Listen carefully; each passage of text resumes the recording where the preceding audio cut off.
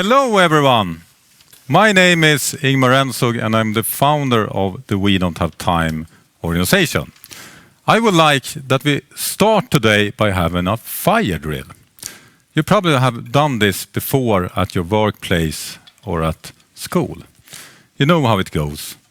The alarm clock rings and everyone walks out calmly. But this time I want us to make a much more realistic drill. And all of you out there watching us from all around the world, I want you to imagine that you're here in the studio with us today. And all of you that's here with us today, I want you to imagine that we're not at the ground floor, but we're sitting at the top floor on this building. Actually, we're at a skyscraper at the highest level. Now, I want you to listen very carefully.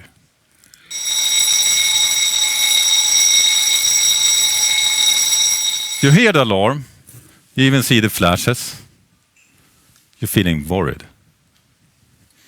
So you look at your neighbor, but they don't do anything.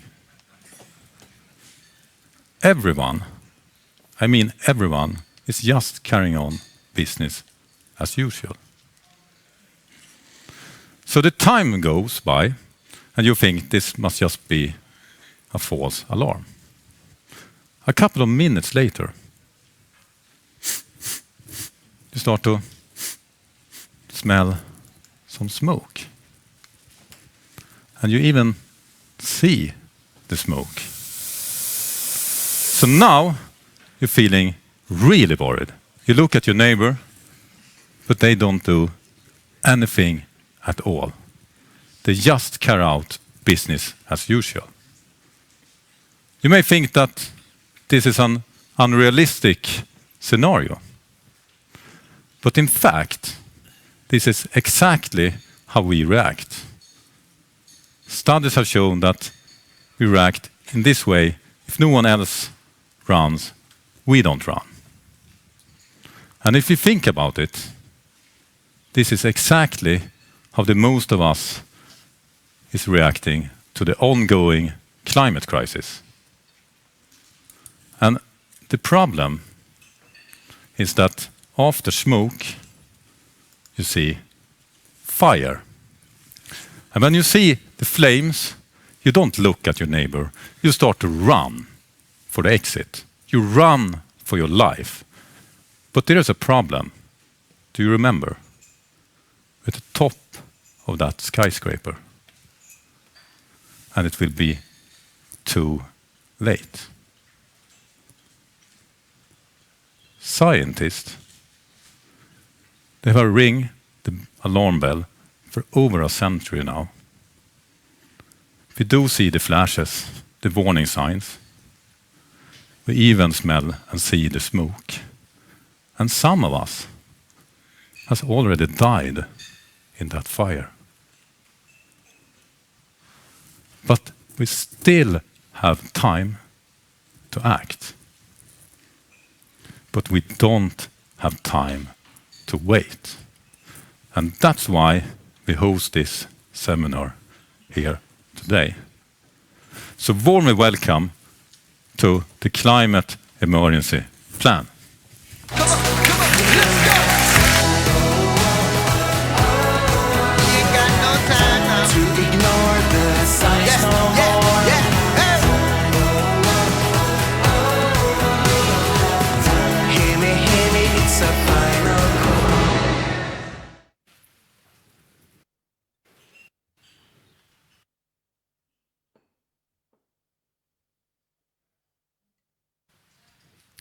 The climate crisis is here. The world is on fire and we need to act, and we need to act now. A warm welcome to all of you watching us from far and here in the studio to the We Don't Have Time seminar. Climate Emergency Plan. It's brought to you today by a collaboration with Global Utmaning and the Club of Rome. And we're live here from Rosén House, here in the heart of Stockholm, and the broadcast will be running until 5:40 p.m. today, Central European Time. And you're warmly welcome to participate via Facebook, YouTube, Twitter, Periscope. I'll be your host today. My name is Catarina Rolfsdotter. I am a moderator, writer, and lecturer working with the Sustainable Development Goals, specifically goal number 13, climate action. You can follow us, as I said, via Facebook and live stream, and you can also participate with questions. I'll talk more about that later on. Humanity is on a dangerous path. It's taking us to a risky point where our civilization is threatened. Today at this seminar, we'll talk about what needs to be done, what can be done, what should be done, and what we're also already doing. We'll talk about how to create a youth movement, what we need to change in the economic system. We'll talk about how to lobby and work with politicians, and we'll also look into a little bit if music can create hope and inspire change in terms of climate change. There will be keynotes. Some of them will be here in the room, in the studio with us. Some will be following us and contributing via video call. None of the presenters, the keynote speakers, have traveled by air to get here. This is a no-fly conference. And we do this in order to emphasize the possibility and the urgency of creating this change without using aviation. And we also like to add that all the carbon emissions that have been emitted during this production here, they will be annihilated by offsetting carbon credits. We have participants here today from many countries. They're from Belgium, Norway, from Canada, all the way from Jordan, and also from the United States. We're very happy to take your questions, and I will be explaining a little bit more how to do this.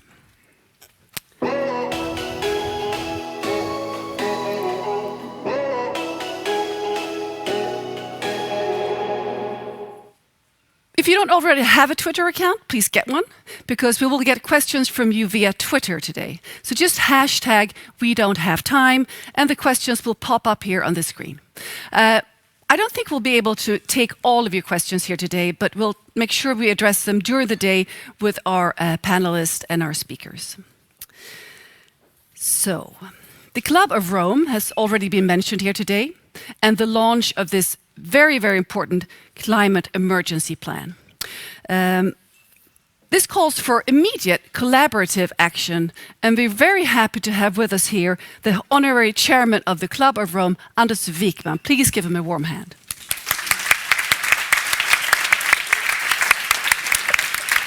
Hello, Anders.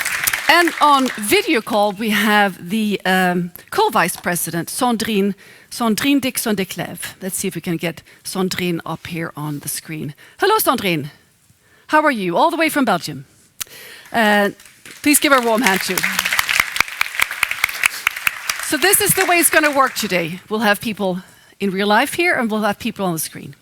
So without any further ado, Anders, please give us the climate emergency plan. Thank you very much. And thank you for this invitation.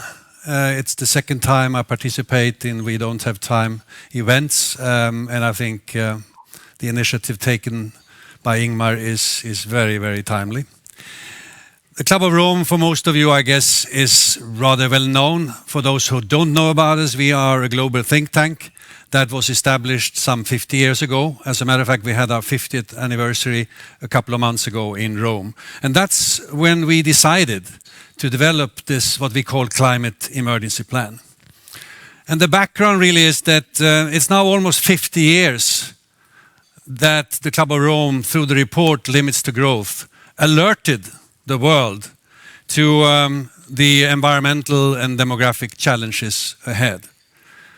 And the central message of that report, Limits to Growth, was that the quest for unlimited growth in both population and demand for material resources would, on a finite planet, of course, would eventually lead to increasing problems and most probably a collapse of both the economic and environmental system.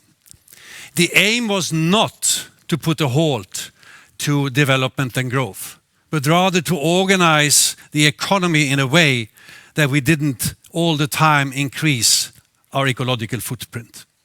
And unfortunately, that is what has been going on. Decades of exponential growth in both population and consumption is now hitting what we would call the limits of the global biosphere.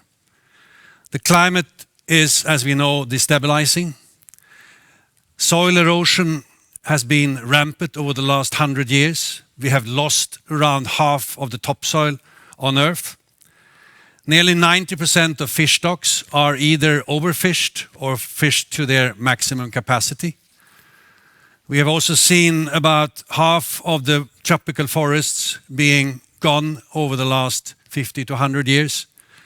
And there was an alarming report from WWF International the other day telling us that we, humans, we have, through our actions, eliminated 60% of the land-based wild vertebrates since 1970.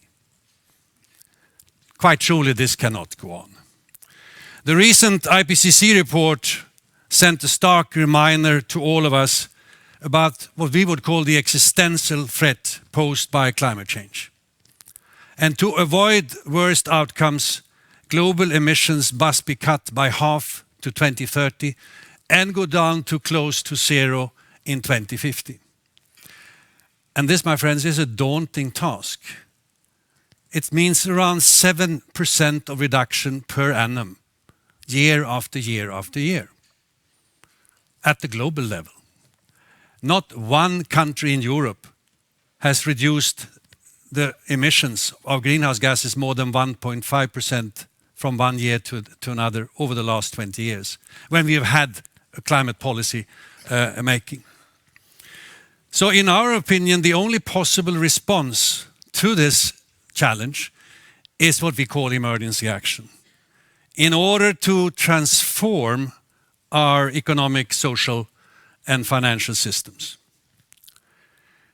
We used to talk about climate change as something in the future, but it's with us now. And if we realize and agree to that reality, we need to take action. And we also believe that if we do it the right way, it could lead to what we would call a societal renaissance. Working together to try to bring about a better harmony between man and nature. We have the knowledge what is at stake. We have the knowledge what to do. What is lacking so far is the political will. And the vision that we, the Club of Rome and our partners, want to offer is well-being for all in a world where we have established a better harmony between man and nature. So we call on everybody to adopt this emergency action plan. Well, some of you may ask, why emergency? I think the rationale is quite obvious. First of all, the 1 degree warming that we already experience is dangerous and affecting hundreds of millions of people negatively already. To stay well below the Paris Agreement target of 2 degrees, we have to, as I said, peak global emissions more or less now and start to decline very rapidly. And that will not happen without emergency action. The inertia of the climate system also means that we cannot allow to invest continuously in new fossil fuels. What is already there is more than enough. We are locked in to those investments for decades to come. And it was quite interesting that the International Energy Agency, which is part of the OECD, in their report 10 days ago said, we cannot, given climate change, we cannot allow new fossil fuel-based investments. We are already locked in to sufficient amount of carbon emissions. The IPCC scenarios still rely to a large extent on so-called carbon removal or negative emission technologies. we believe it's very dangerous to have that as a fallback strategy. That gives us the impression that that is going to fix the problem. But none of those technologies are tested at the scale required yet. While we very much agree with the most recent IPCC report and the risks it portrays, still we believe that there are some aspects, in particular from going to 1.5 to 2 degrees of warming, that was a bit missing. And one of them is, of course, the risk of tipping points leading us to inevitably what we call a hothouse Earth. Or a likely significant increase of migration because of climate change.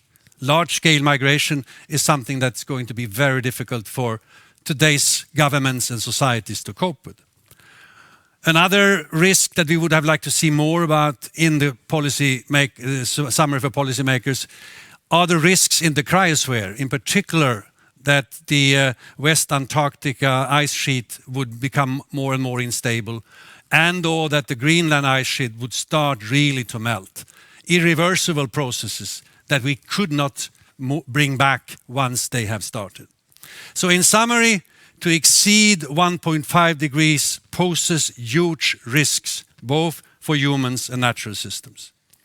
Another aspect we want to bring to the fore is that normally when we talk about carbon budgets and the necessary emission reductions, we refer to probabilities of 50 to 66%. That's the usual for IPCC and for most governments. Whoever would move into an airplane if there was 50% chance that you would land safely? We think these probabilities should be increased significantly, at least to 90%. And that makes it even more urgent to do something now. Our call to action is based on mainly 2 pillars. On the one hand, the global carbon law, which was introduced by Johan Rockström, Will Steffen, John Schellenhuber and a few other scientists in Science about a year ago, halving greenhouse gas emissions every decade to 2050. And the second is, of course, the commitment made in Paris by industrialized countries to mobilize at least $100 billion yearly to support low-income countries, both with regard to the right technology developments, but also with regard to adaptation. That is not a sufficient that's not a sufficient amount of money, but at least it is a start. But we see increasingly how difficult it is to mobilize that. Now, what would we then like to do? What is the plan? What is the plan consisting of? Basically 10 sort of very distinct types of action. And the first one is to transform our energy systems. Firstly, to halt fossil fuel expansion and fossil fuel subsidies no later than 2020. And we make specifically the claim no new investments in coal, oil and gas exploration and development after 2020. And we should have a total phase out of fossil fuel-based industries by 2050. We should also phase out fossil fuel subsidies by 2020, however, somewhat later in low-income countries, and redirect those subsidies in support of investments in renewable energy and energy efficiency. Secondly, we need to at least triple investments in renewable technology and energy efficiency in the years to come, given today's level. And we would like to give specific priority to low-income countries.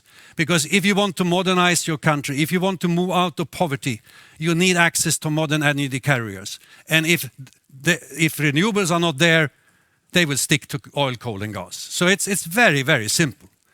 And here we would like international banks like the World Bank, regional banks, the Green Fund, etc., to help de-risk investments in those countries. Because one of the major reasons why investments don't take place is that those environments are looked upon as too risky. We would also like to shift public funding and public procurement to low-carbon energy infrastructure. Secondly, we want to rethink pricing and growth indicators. Firstly, put a price on carbon. It's long overdue. And to use the tax income to boost research and innovation in alternative energy, and or bring tax money back to the people, to the population, to the public, and or propping up welfare services. It's very important not just to take the money without showing exactly how it's being spent. Secondly, it's very important to stop believing that production growth is the right indicator for societal progress. I don't know how many years I've been working on this notion of beyond GDP. By the way, OECD is presenting a report next week with some of the leading economists in the world on this particular subject. I mean, some growth is good, some growth is bad. Solar power electricity from solar power is fantastic. Electricity from coal power is not so fantastic.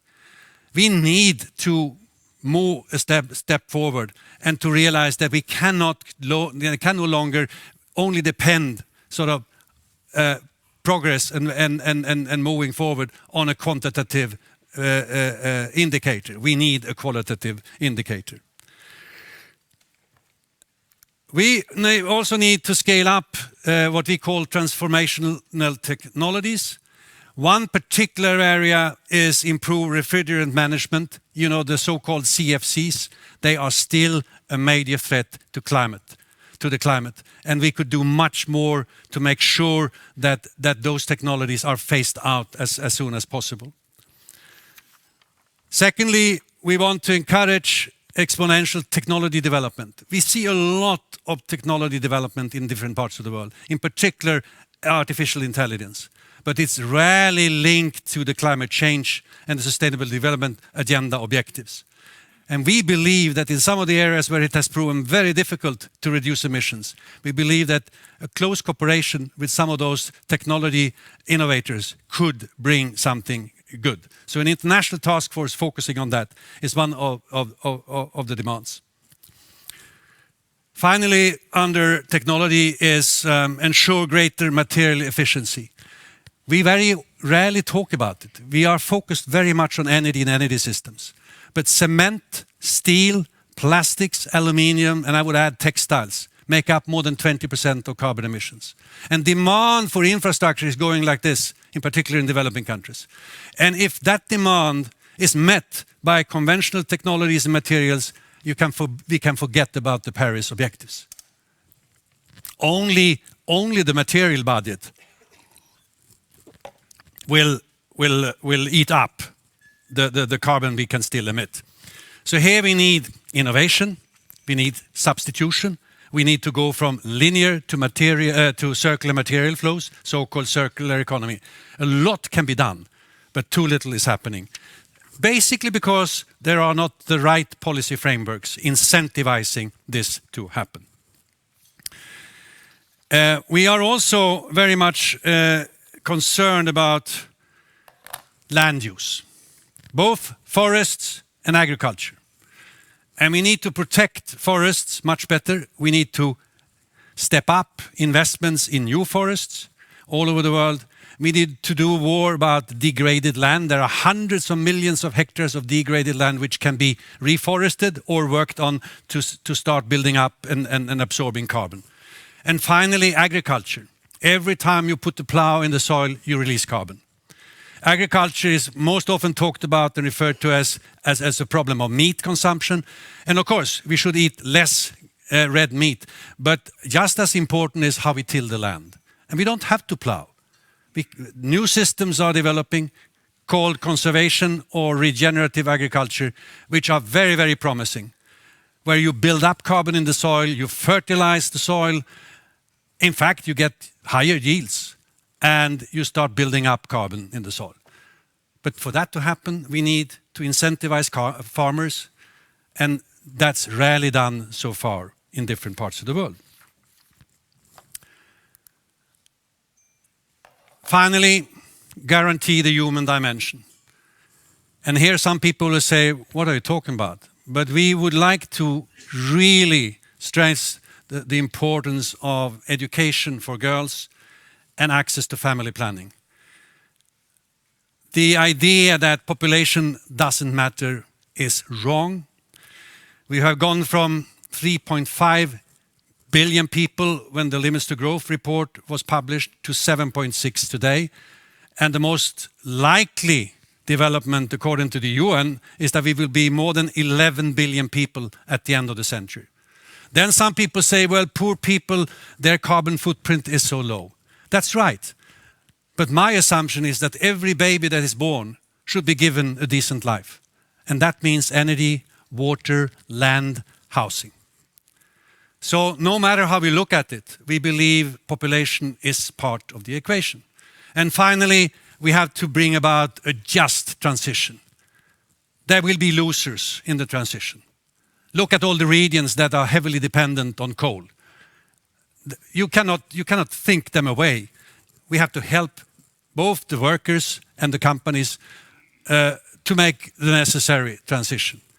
We are also very attracted by an idea from Finland, from the Climate Leadership Council in Finland, about what they call the Citizens' Pledge, focusing primarily on the 10% most wealthy or highest income makers in the world, who make up 50% of greenhouse gas emissions in the world.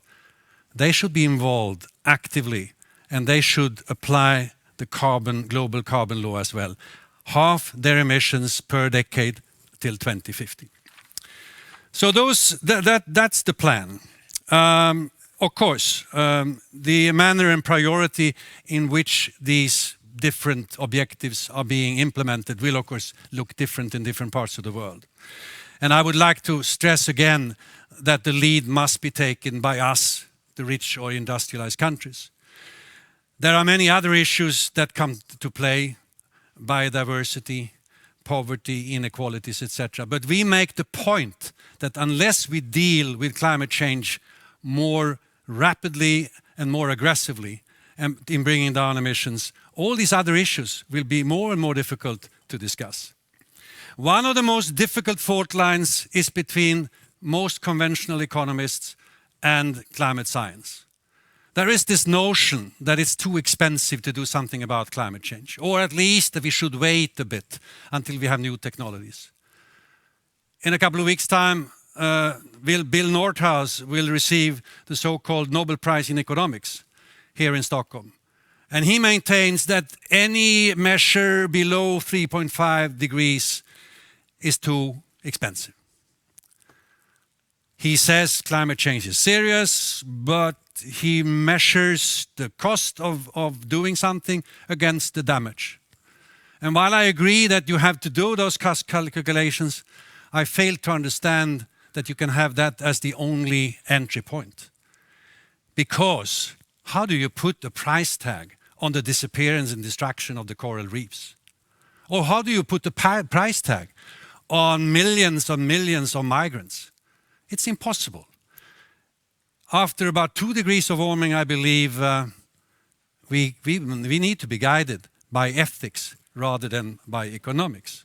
So I very much hope that in the coming weeks we can bring about a more constructive discussion between conventional economists and the climate scientists. So finally, the purpose with this climate emergency plan is really to put pressure on policymakers and leaders in industry. They don't live in a vacuum, so we need to be many that put pressure. And we hope that this climate emergency plan can help us be more concrete when we discuss the need to do something drastically, to do things that really make a difference. So thank you very much for your attention. And on the website of the Club of Rome, you can read much more about the details. I've only skimmed a little bit about the content. Thank you.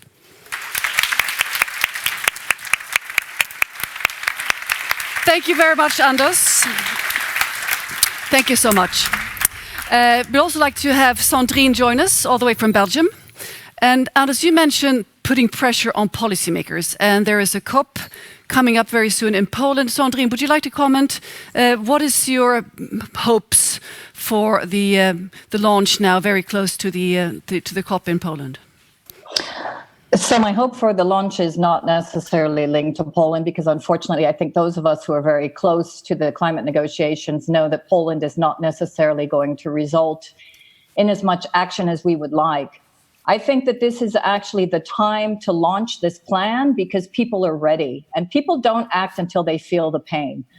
I grew up in California. I can tell you that Californians are feeling the pain right now.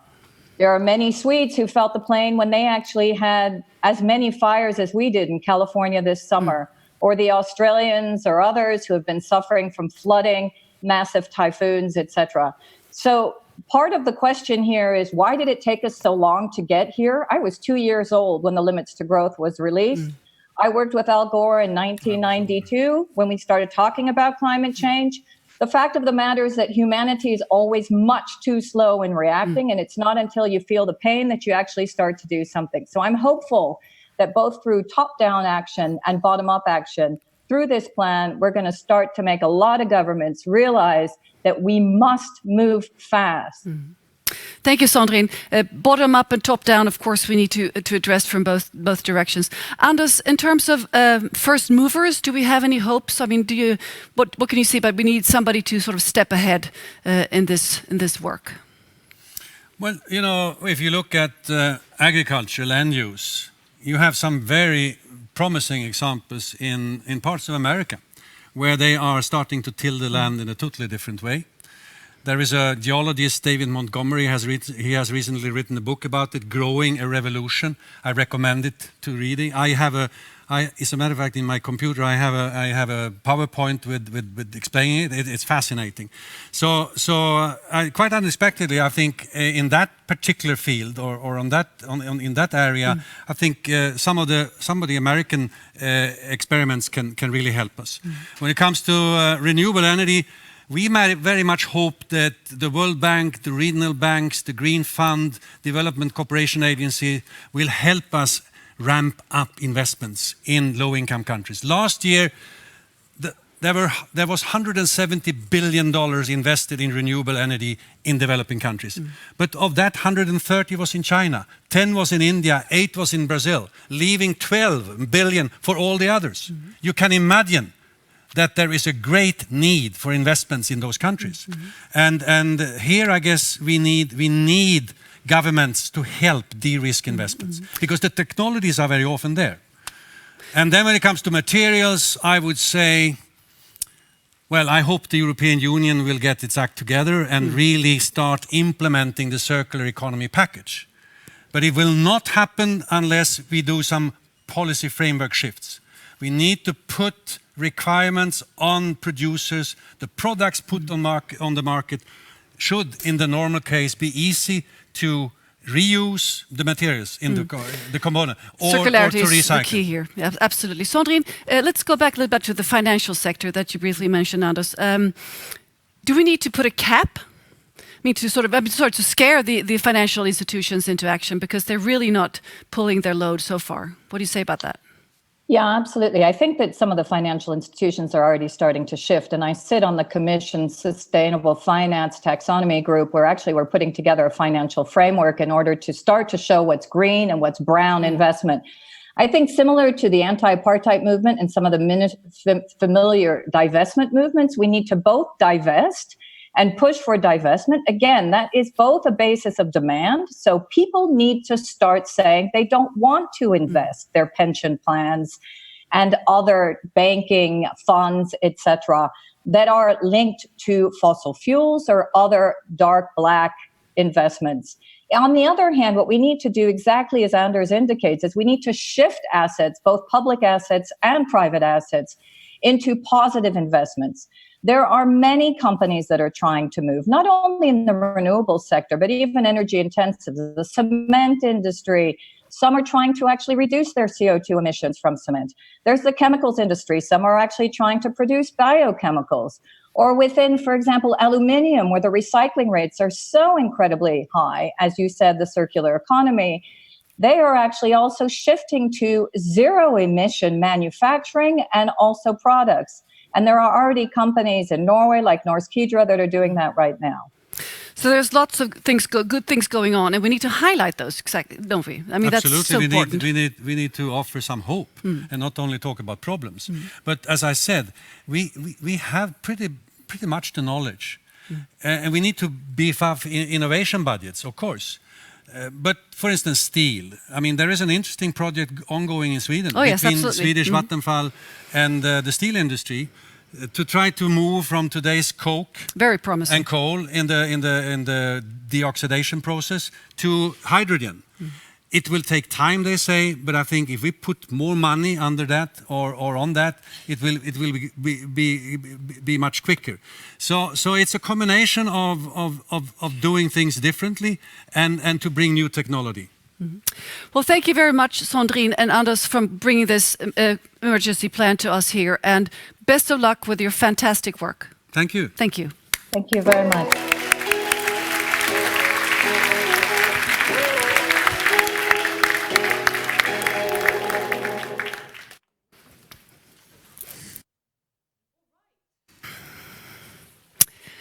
I did talk before about that this was a non-flying event, so now I'd like to know, how did you all get here? Let's put a hand up the old-fashioned way. Who of you walked here today? Hands up. All right. Who of you rode a regular bicycle or an electrical bicycle? That's cool too. Terrific. How many of you took one of those pod electrical taxis? Here we go. There's one who did that. And let's see, how many got here by car? I'm not going to ask how it was fueled. Just any car? You can ask about electric car. Let's see, 2 people. And let's see, long distance train. That would be me. Anybody else? A few people over here. Thank you. And anybody by chance who's brave enough to put up their hand if they flew here? No one. Well, thank you very much for being considerate to the future generations by not flying. We try to inspire by doing this differently with this non-flying event. All right, because flying has grown by 6.4% annually since 2011. And as Anders and Sandrine explained, we need to drop down by 7% every year. So we have a problem here, right? We need to transition passenger traffic from aviation, at least until we do have some sort of cleaner alternative, if and when that happens, in terms of aviation. So we do our part by organizing this event, but we also need to sort of rally up the masses and maybe build a movement. And that leads me to talk to Maja here. Maja Rosén.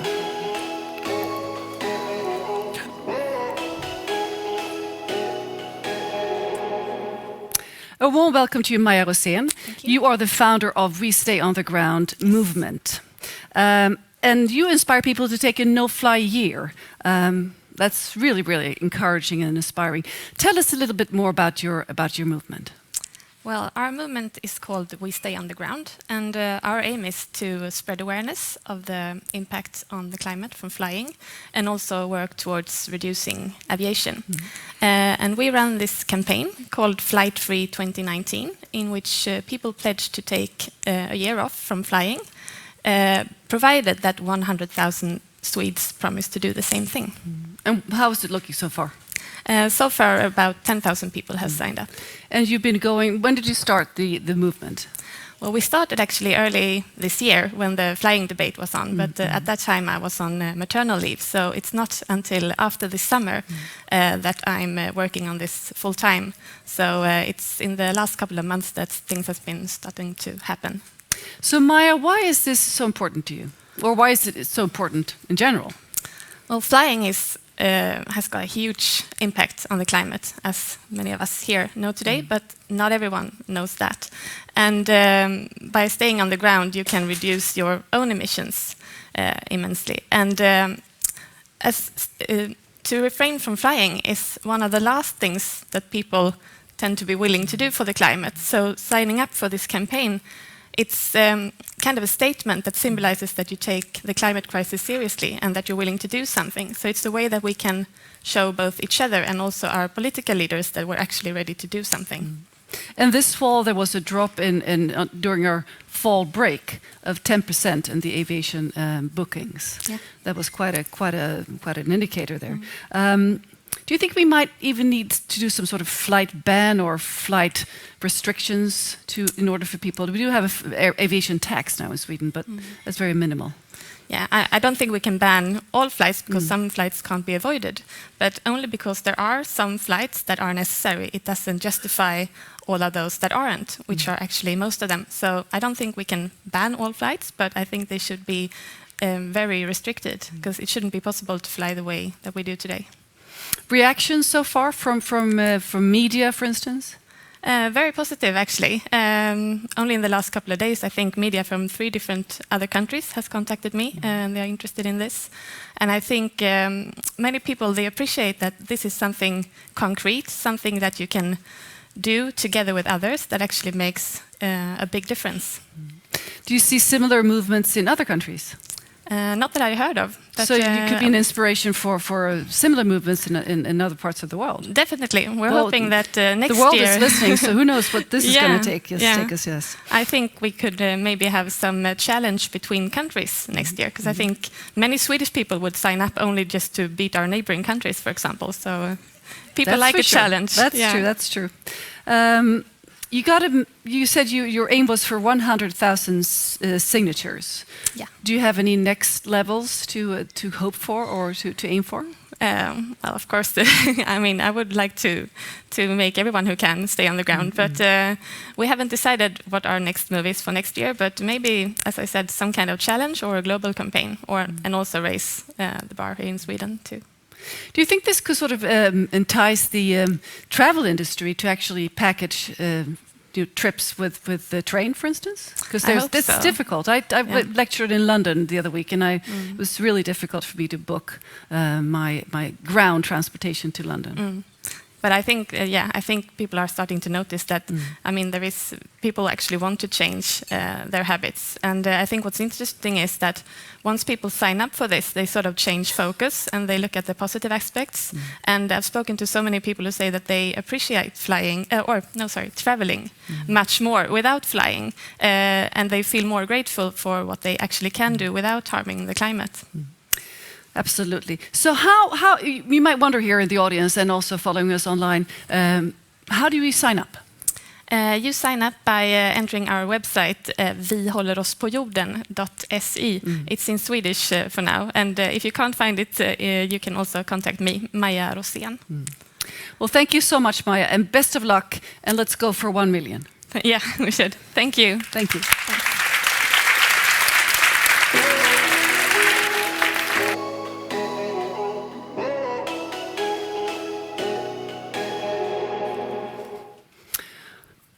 We promised you speakers from other corners of the world, and you will get them. We will get them from this monitor here very soon. I will briefly introduce our panel, because I will now soon during the day, this afternoon, lead a panel discussion with people from different... Here they are. Hello there. From other parts of the world. And let's see, we have from the United States, we have Jamie Margolin. Where are you, Jamie? There you are. Hey, wave to the audience so they know that's you. And Jamie is founder and executive director of 0 Hour, and this is 0 Hour Youth Movement. And also we have with us from Canada, Cathy Orlando. Hello there, Cat. Oh, you got the Canadian flag. That's very illustrative. Thank you. Cathy is national director of Canada's Citizens Climate Lobby, which is a non-profit, non-partisan grassroots advocacy organization focused on national policies. And you've had quite a lot of successes. You'll talk about that later. And also with us we have Per. Where are you? You're up there. We have from Norway our good friend here that will be joining us also, Per-Espen Stokenes. You're very welcome here to join us. Oh, good being with you. Thank you. You will join us later on for the panel session. If you have any questions to the panel, just pop them on Twitter and we'll take them over here. As you can see, we already have questions popping up from different parts of the world. So that's fascinating. I'd also like to add that all 3 of you are part of the board and we don't have time. together with Ingmar, of course, that you met already. And the main owner of the company, We Don't Have Time, that organizes this seminar today with Global Utmaning and the Club of Rome. And the company We Don't Have Time is currently developing the world's first social network platform for climate change, and we'll hear more about that later on today. And Ingmar, of course, is also on the board of the We Don't Have Time Foundation. So Stuart Scott is another man that's also part of the foundation board, together with Greta Thunberg. And with us, luckily, we have Stuart Scott. So the panelists will stay with us on air, and then I'll have the interviews with you later on. But with us now, Stuart Scott. Give him a word hand. Thank you. So Stuart, you have retired from what I would say a conventional career. Yeah. And he's focused on a very different career. And from 2008, it's an unpaid career, service for the planet, protection of life on Earth. Yeah, Pretty good career, huh? I decided to divide my CV up into two aspects. One conventional before 2008 and one service to the planet since 2008. And I was told that's the wrong way to do a CV by someone who reads them and processes them for a living. And I said, well, I'm not looking for a job. Mm-hmm. Well, excellent. What's your main focus been since then? My main focus is trying to save some semblance of a future for my kids and the kids who are represented by the people sitting here in this audience and people out there watching us. Wonderful. Well, you have a presentation for us, so yes. The stage is yours. Thank you. Thank you. I always start my presentation here. This is where it starts and ends, our only home. This photograph, the last taken from Apollo 17 mission, is said to be the most published photograph in the history of humanity. If you had the globe the size of a basketball in your hand, the atmosphere would be a coat of paint, hardly visible. Now, I've used that symbol at the center of the logo under which I do all of my work online, and you'll see several websites with that logo. They all have my thumbprint somewhere on them. Currently, I'm working with the World Scientists' Warning to Humanity. I'll explain to you more what that's about, but I've formed a website and an organization, scientistswarning.org. I encourage you to go. I'm the executive director, and there's an email address to get in touch with me. I like to give that at the beginning and end of my talks. So the Scientists' Warning to Humanity started in 1992, the same year as the Rio Summit. And there it is. It was published by the Union of Concerned Scientists, an advocacy group out of Washington, D.C., very well-respected scientific advocacy group. The first sentence says it all. Human beings and the natural world are on a collision course. Human activities inflict harsh and often irreversible damage on the environment. Extremely clear statement of our problem. And the warning, we, the undersigned, senior members of the world's scientific community, hereby warn all humanity of what lies ahead. A great change in our stewardship of the earth and the life on it is required if vast human misery is to be avoided and our global home on this planet is not to be irretrievably mutilated. I don't know how more visceral you can get. Well, my question is, did we change? What happened? Unfortunately, not much. As human beings, we are constructed to attenuate, to dampen signals, and as strong as a signal may be, we forget about it very quickly.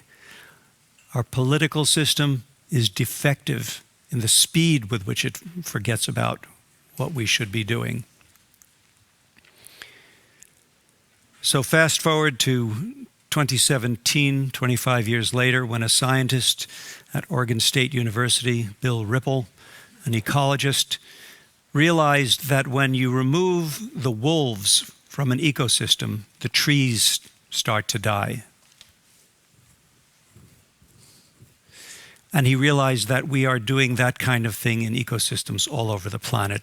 And he got together with several of his peers, and they wrote the World Scientists Warning to Humanity Second Notice. I think it should be called Final Notice. I'm not sure we'll get another chance to warn humanity. It was signed by over 15,000 scientists when it was released. Another 8,000 have signed since, approximately. It holds a record. It has a very high index for how often it's been cited and published about. It made a big splash. It also makes note of the first warning. Clearly, it springs out of that first warning in which 1,700 scientists signed, including half of the then living Nobel Prize laureates. By the way, I have to take a dig at the so-called, as Anders said, Nobel Economics Prize, which is a phony prize, endowed by the Swedish Central Bank for the promotion of the current neoclassical growth economic meme.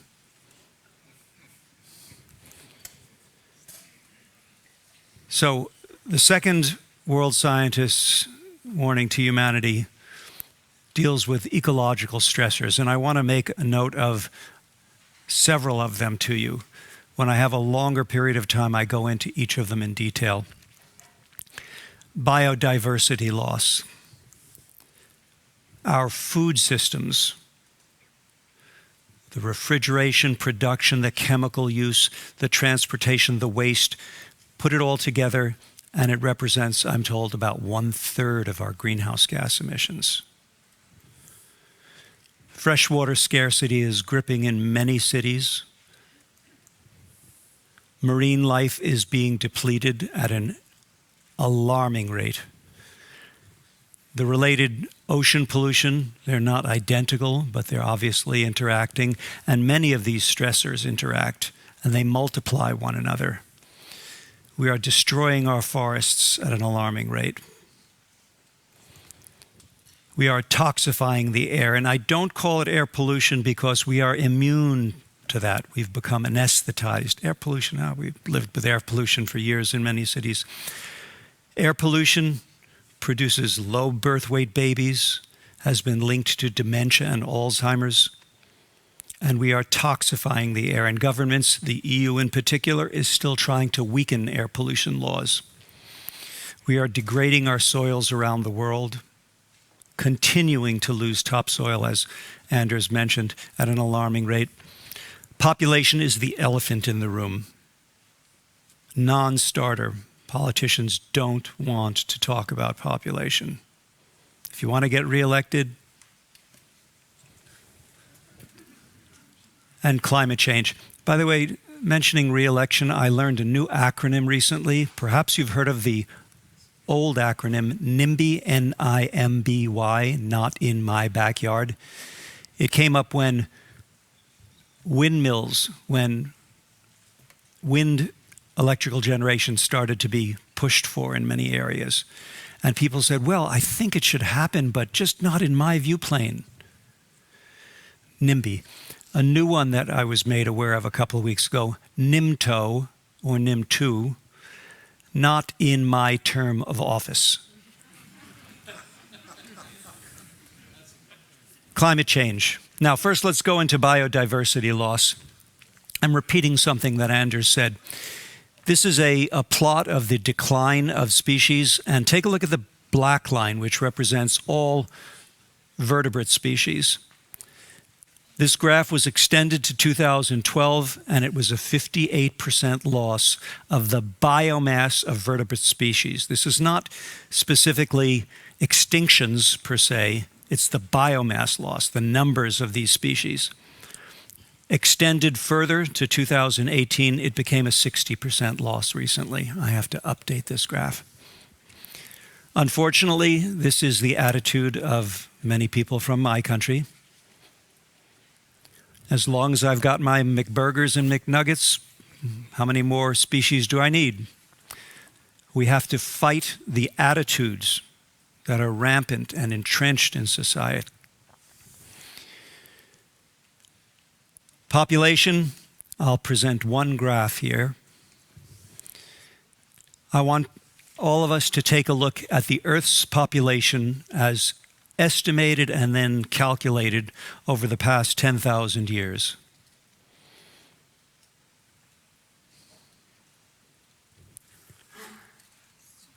With that dramatic exposition of our growth rate, the growth of human numbers, I say, is it even possible to talk about sustainability? Does it make any sense unless we talk about population?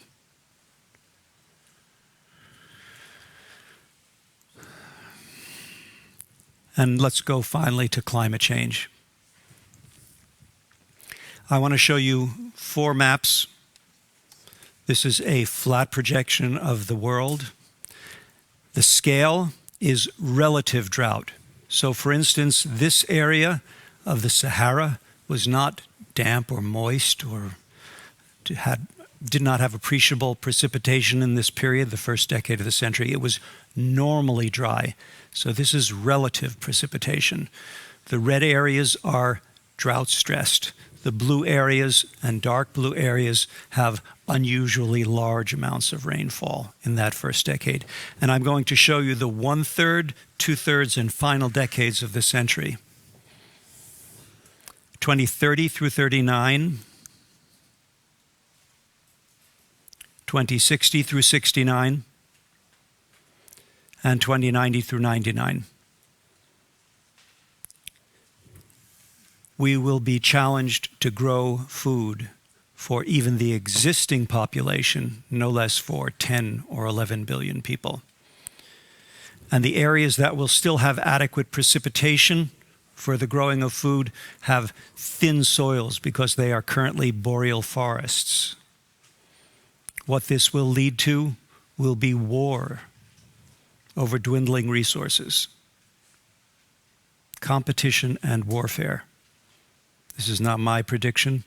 This is the prediction of very credible scientists who study this.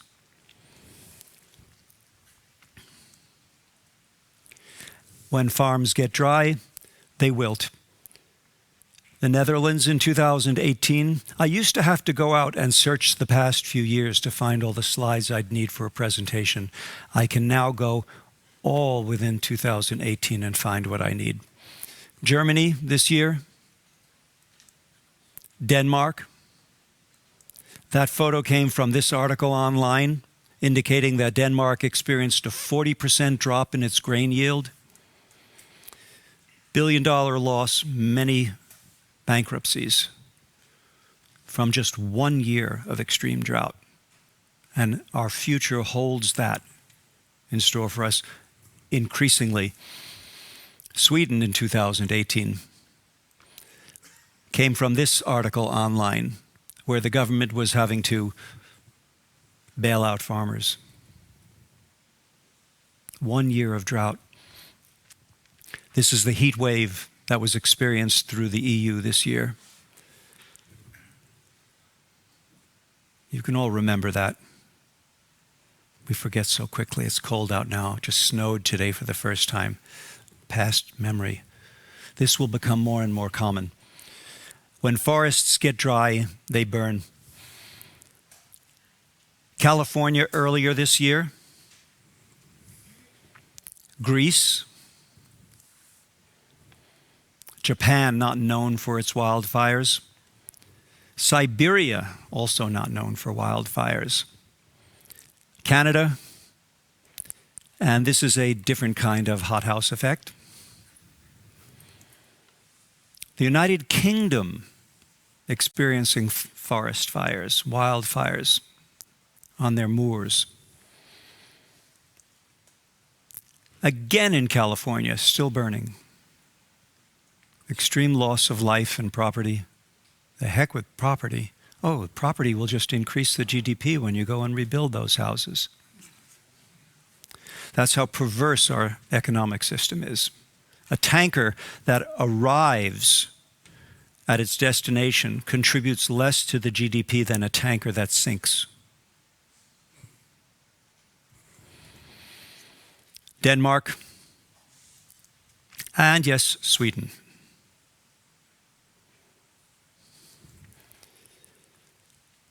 Now, to comprehend climate change clearly, I want you to watch the current heat effect of our past CO2 emissions. It's the heat you're looking at now.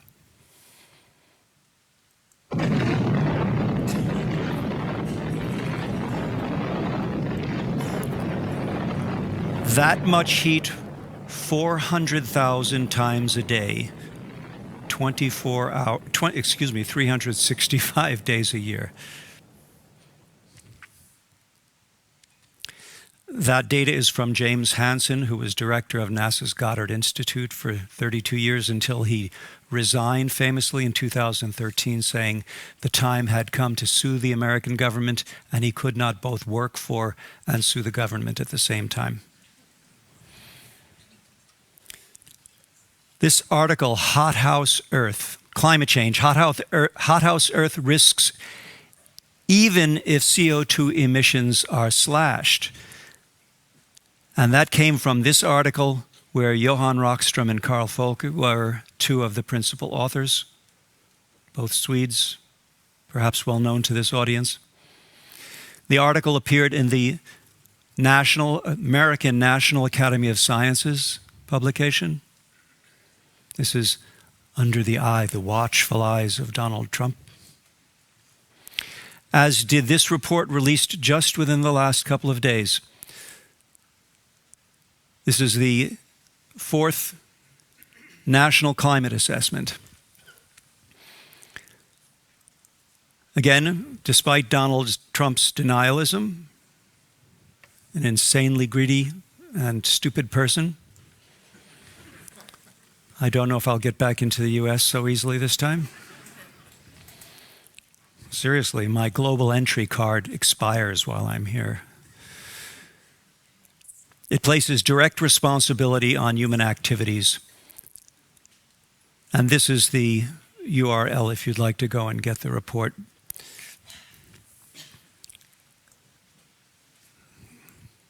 There we go. That's what it looks like online. It's very, very well hyperlinked. You can hone in on specific parts. I was playing around with it today. Very well constructed site. In Washington, D.C., you have to keep your head down. If you are actively talking about climate, you stand to lose your job.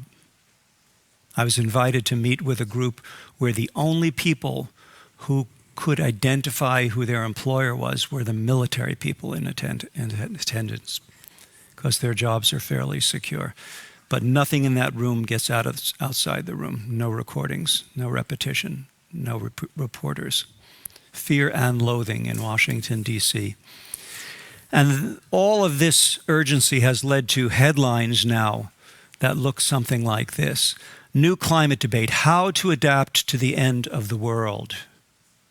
From the Bloomberg Businessweek online.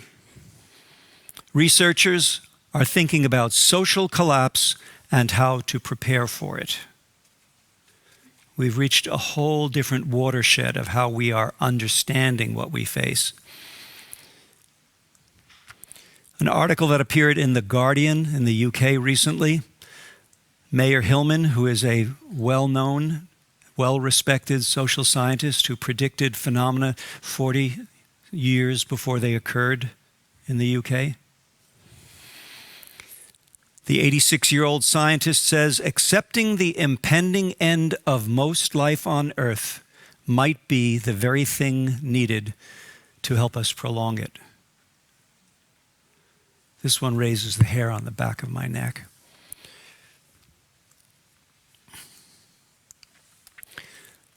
The beginning of the article, we're doomed, says Mayer Hillman, with such a beaming smile that it takes a moment for the words to sink in.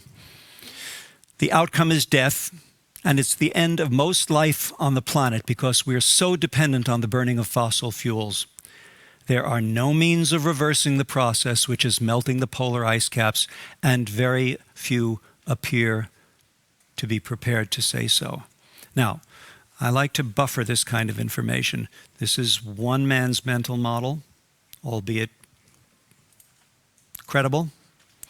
We each have our own mental models. We advise our mental models of the world by the mental models of those we come across and what we feel their credibility is. And I say that especially because the next one goes a bit further. Earlier this year, Professor Jem Bendel self-published this report because the journal that he attempted to publish it in wanted to censor it. They wanted him to reduce, either cite previous works that come to the same conclusion, which there are none, or to tone it down, when in the article itself, he says that those in the field of sustainability will be disinclined to talk about this. And the first sentence says it all. I'm sorry I went past it. Let me back up. The purpose of this conceptual paper is to provide readers with an opportunity to reassess their work and life in the face of an inevitable near-term social collapse due to climate change. Deep adaptation, it's being called if you want to Google it. Now, I'll go to interventions, what we must be doing. I believe we should be suing governments and corporations. Recently, Urgenda successfully sued the government of Netherlands. This march helped. We should be getting out there for demonstrations like this. These young people, and James Hansen in the back row, are suing the US government. Obama could have settled it before Trump took office, but decided not to. What was he thinking? These kids are suing the government of Washington State. We need to vote. We need to vote every election. Dear young people, Don't vote. don't vote. Everything's fine the way it is. Trump. That was us. He's our guy. Tax cuts for the rich? Hell yeah. I'm rich as fuck. Climate change? That's a you problem. I'll be dead soon. Sure, school shootings are sad. But I haven't been in a school for 50 years. I can't keep track of which lives matter. Sure you don't like it. So, you'll like some meme on Instagram. If the weather is nice, maybe you could go to one of those little marches. You might even share this video on Facebook. But you won't vote. You young people never do. But I do. I do. I do. Midterms, primaries. Every single election. We'll be there, but you won't. Because we're a generation of doers. Not whiners. And we're doing great.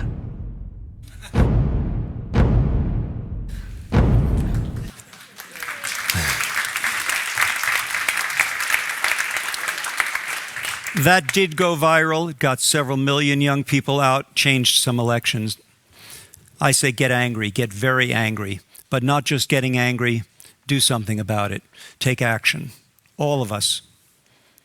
I'm going to speed along. I believe I'm over my time. Civil disobedience. The time has come for civil disobedience. Sabotage, peaceful sabotage of the current system.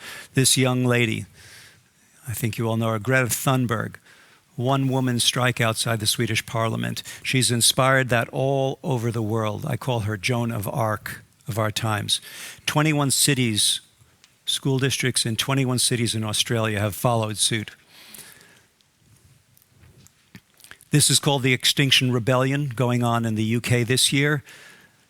They took over 5 bridges across the Thames on November 17th. Many were arrested. This was the Thames Bridge by Parliament.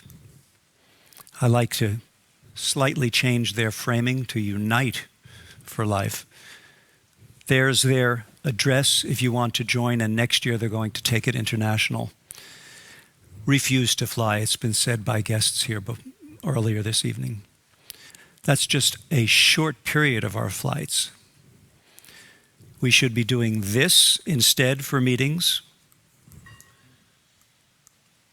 We should be doing this for transportation.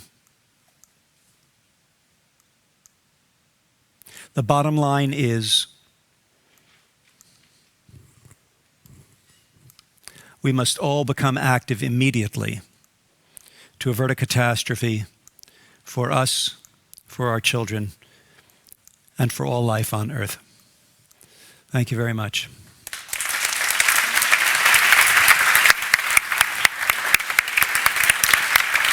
Thank you so much, Stuart Scott.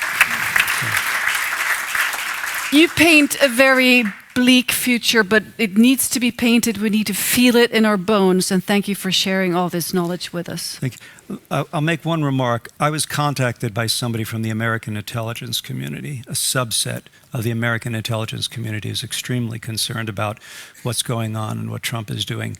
And they were interested in how I can present this kind of information and not depress people. Mm.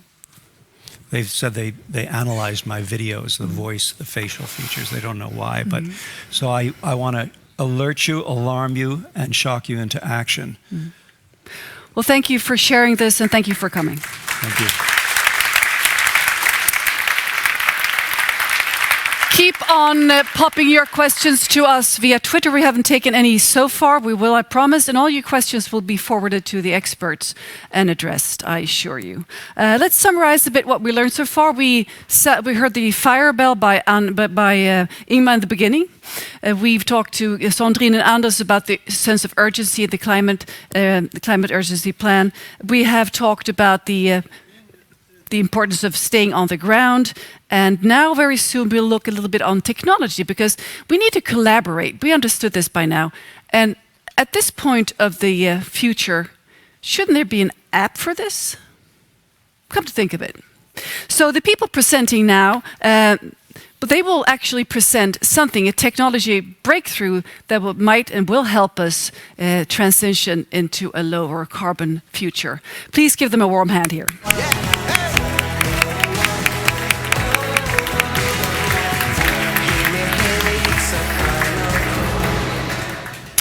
Well, a Swedish climate dashboard gang, that's you.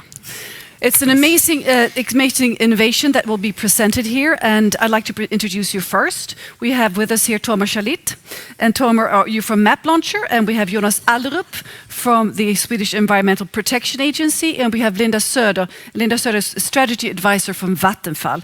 And you have a special table here, and the floor is yours to introduce us to the Swedish climate dashboard. Can you get that? Thank you. The past year, I have gone from having climate anxiety close to paralyzing to actually feeling more hope and energy than ever.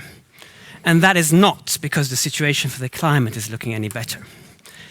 But it's become so clear how I share the concern and sense of urgency with people at all levels of government, of cities, of companies, and so many people are prepared to act in new ways.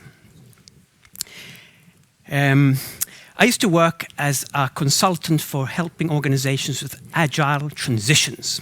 So what's agile? Basically, it's how you build a company or organization that is good at solving complex projects. The principles are pretty simple.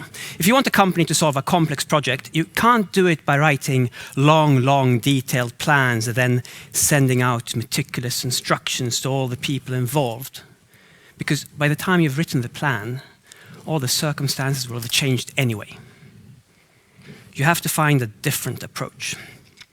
So instead, you build an organization where you have small, nimble, autonomous teams that approach the problem from different directions simultaneously, but you make sure you have a rhythm, make sure they synchronize and align continuously along the common goal.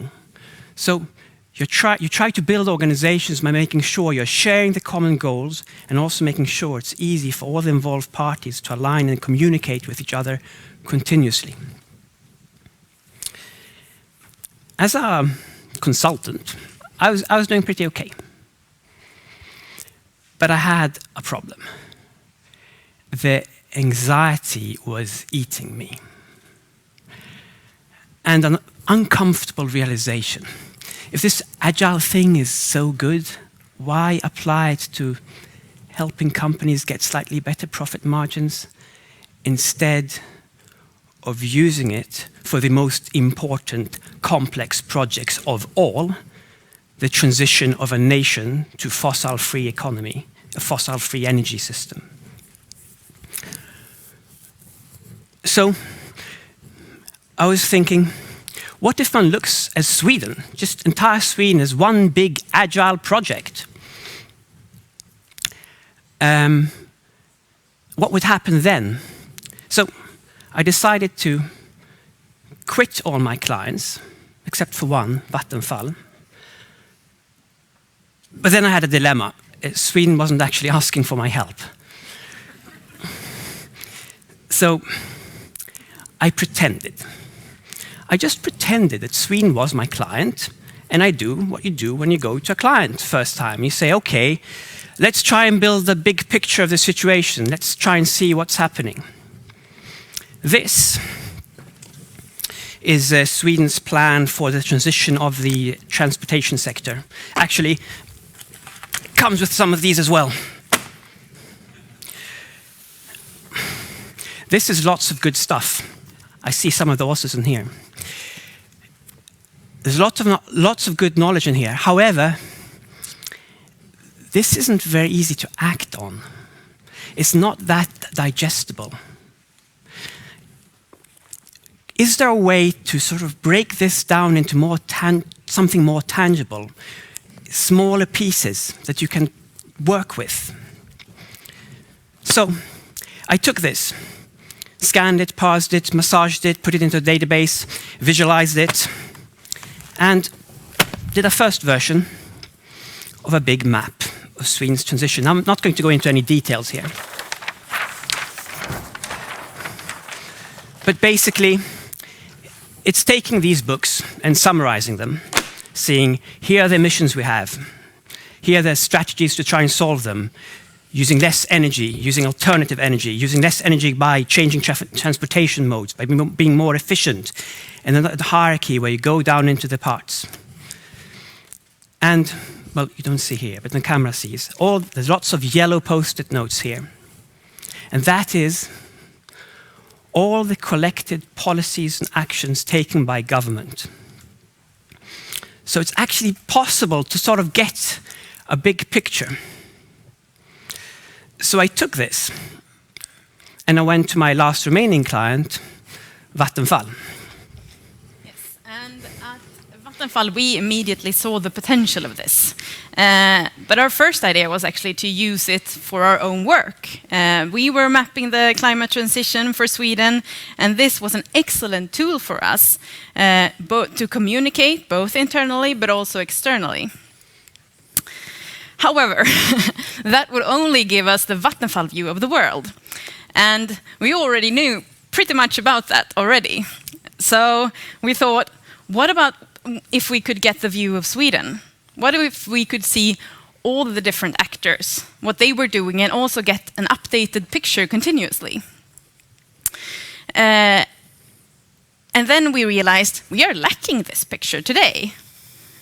And we thought, well, now we can help actually put one in place.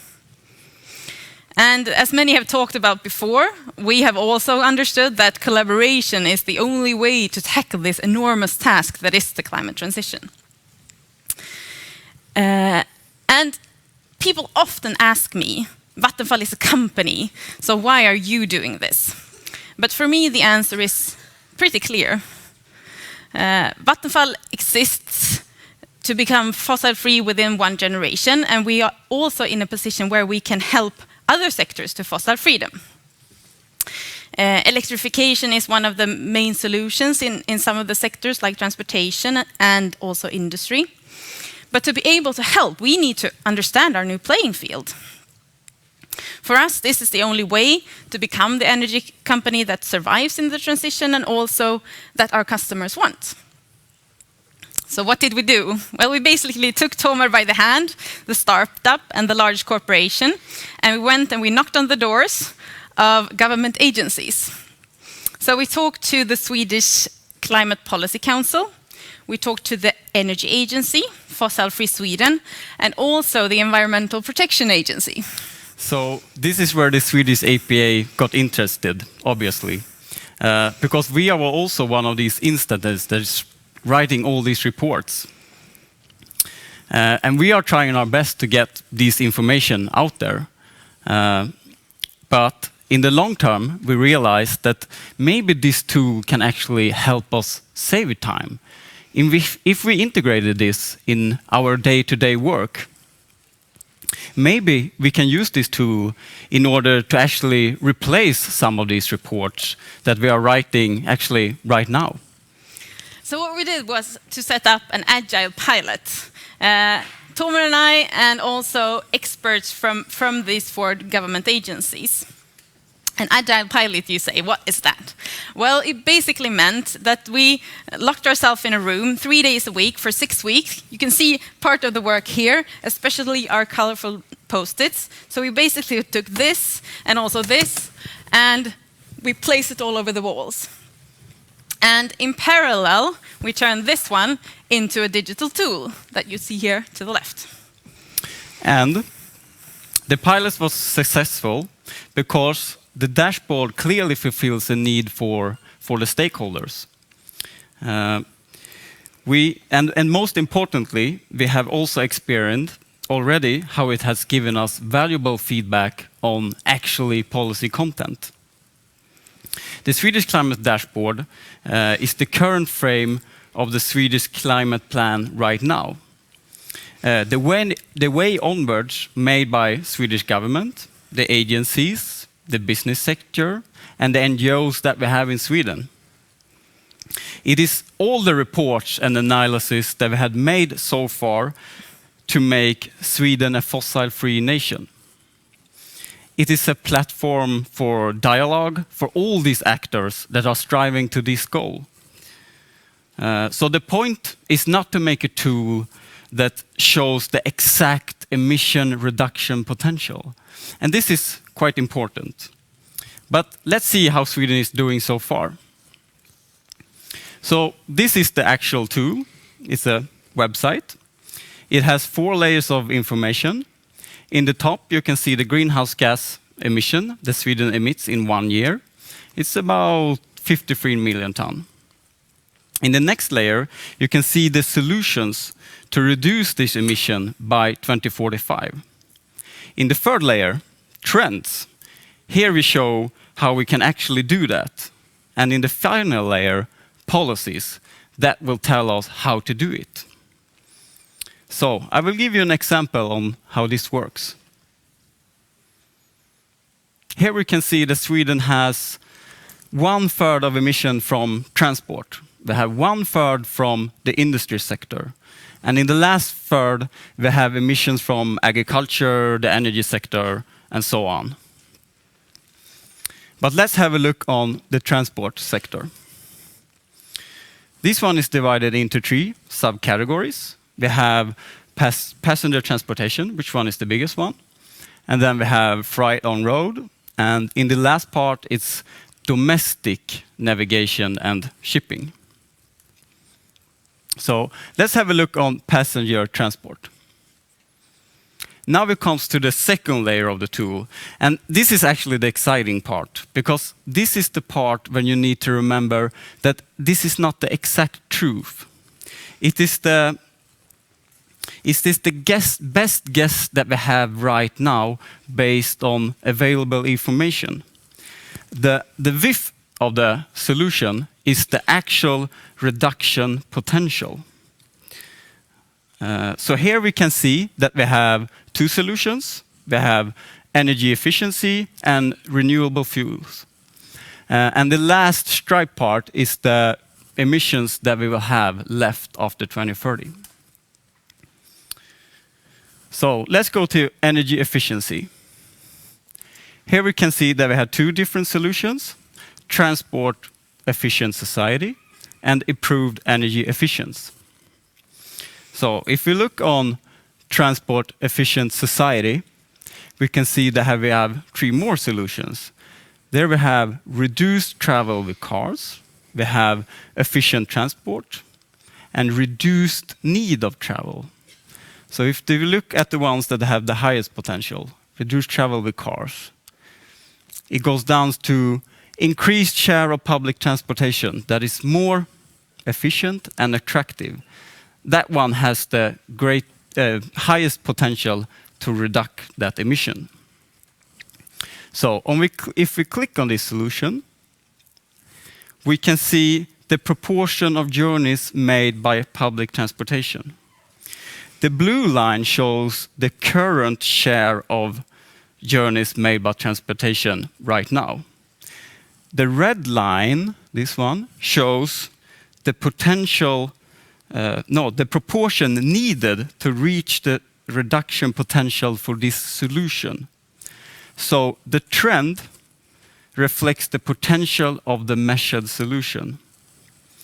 These green or red signs shows if we are below, you can click on that, technical pause. The sign shows if we are below or over the target. So here we can see that we are below the target with 29%. And if we scroll down a bit, we can see the last layer of the tool. These yellow nodes represents policies. In the first row, we have policies that are implemented. In the next row, you will see the planned policies. And in the row after that, you will see the suggested policies, and so on. So this policy shows a hierarchy that trickles upwards. So basically what you have here is a complete overview of Swedish climate policies that we have right now. And remember, what you see here is a space to share a common picture. It is not a plan. It is a dashboard for dialogue, because the plan needs to update continuously. And I also want to point at some things we haven't talked about. The small pink nodes, I'm not even sure that you see them, but there are a couple of them. And those are actually actions and suggested policies for NGOs and corporations. And this way, we create the common language, where you can see both what the government does and also what other actors do.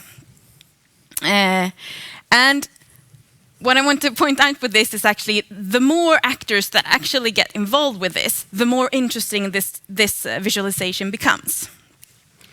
So as Linda's saying, this is a digital platform to drive collaboration between all stakeholders in society, between government, between cities, between citizens, so that we can have a shared picture and constantly realign it.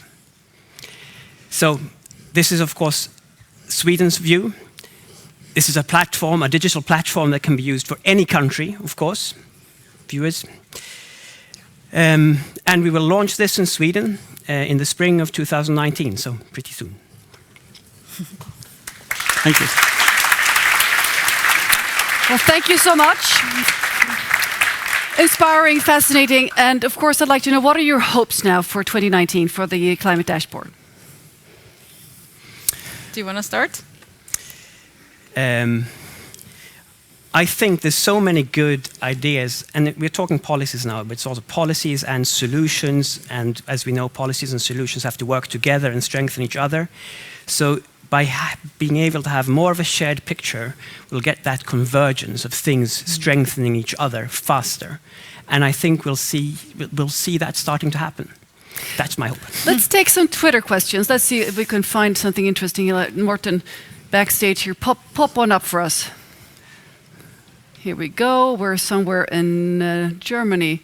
You turned this paralyzing climate anxiety in the agile skills into mapping Swedish climate emissions and tools to reduce them. No, that wasn't a question. That was just a sort of a praise. Let's get another one. Maybe I can click on it. No, Morten does that. Let's take another Twitter. Maybe I have to close it. It's not interactive for me. Let's circle around. See, they're all over. They're in Australia. We're in South America. This is fascinating, huh? Let's see. Let's take another question. Excited to join the We Don't Have Time climate change question. What is the best way to climate compensate? Well, that was maybe not the question for you at the GAP, at the dashboard people. So you'll get more specific questions afterwards. I'll just pop another one from my notes here. Would it really be possible to sort of implement the entire world on this dashboard? Why what not? do you say? Why not? That's a great answer. Why not? All right. So by this, why not, I conclude your session here. And best of luck to you. Linda Söder from Vattenfall, Jonas Ahlström from the Swedish Environmental Protection Agency, Tove Shalit from Map Launcher. Wonderful work. Thank you.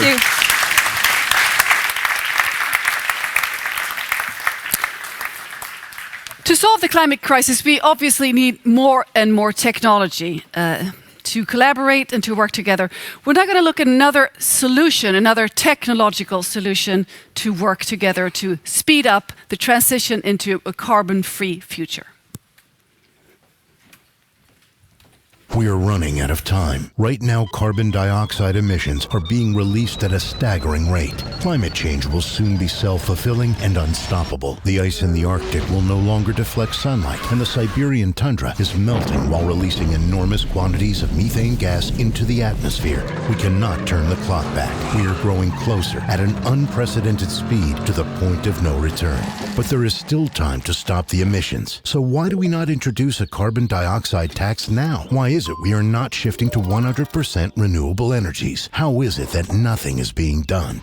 We have a solution. Right now, as we speak, we are building a social network, an arena where you and millions of people around the world will be able to watch who is really doing something to put an end to the climate crisis. An arena where you can look into what your politicians and business leaders are doing about climate change. Do they in fact take it seriously? Are they doing their job? Love bomb the ones in power that are actively looking for solutions, and climate bomb the ones that must do more. Nobody likes a bad rating. Nobody wants to be held accountable for the climate crisis. When the pressure is felt by the people in power, they will no longer be able to deny, mislead, or hide. They will have to change their ways. This is a time when together we can solve this crisis, a time of great change. We are working round the clock to create this social network, but you don't have to wait for us. At WeDon'tHaveTime.org, you can already send climate bombs, love bombs, and messages to chosen world leaders through social media. Remember, together we have the power, but we are running out of time. With me now is Ingmar Rentzhog, CEO and founder of We Don't Have Time. You delivered a very powerful speech in the beginning, your fire drill, and this is your baby. You're launching this platform quite soon. Could you tell us a bit more about it? The bombs and their hearts and all sorts of amazing stuff going on. Yes, what we're actually trying to achieve here is to give power to the people. Because if people get together and cooperate, I'm really sure that we can solve this climate crisis. But we need to get together, and the perfect way to do that is with modern technology and social media. So that's why we're building a social media network to solve the climate crisis. Mm-hmm. So could you show us a few pictures? I mean, what does it look like? How does it work? First, I'm going to show you some pictures of trash to explain this. All right. So this is a trash can. It's a recycling station. I took myself this picture. It's from Palmér KFC restaurant. And as you can see, they have some environmental thinking here. They have paper, cans, and plastic. It's a small step, but it's better than nothing. But the thing is, if you open this drawer here, it looks like this. Oh my. Greenwashing. Yeah, you can say that. Or fraud, actually. Fraud, yeah. So what to do?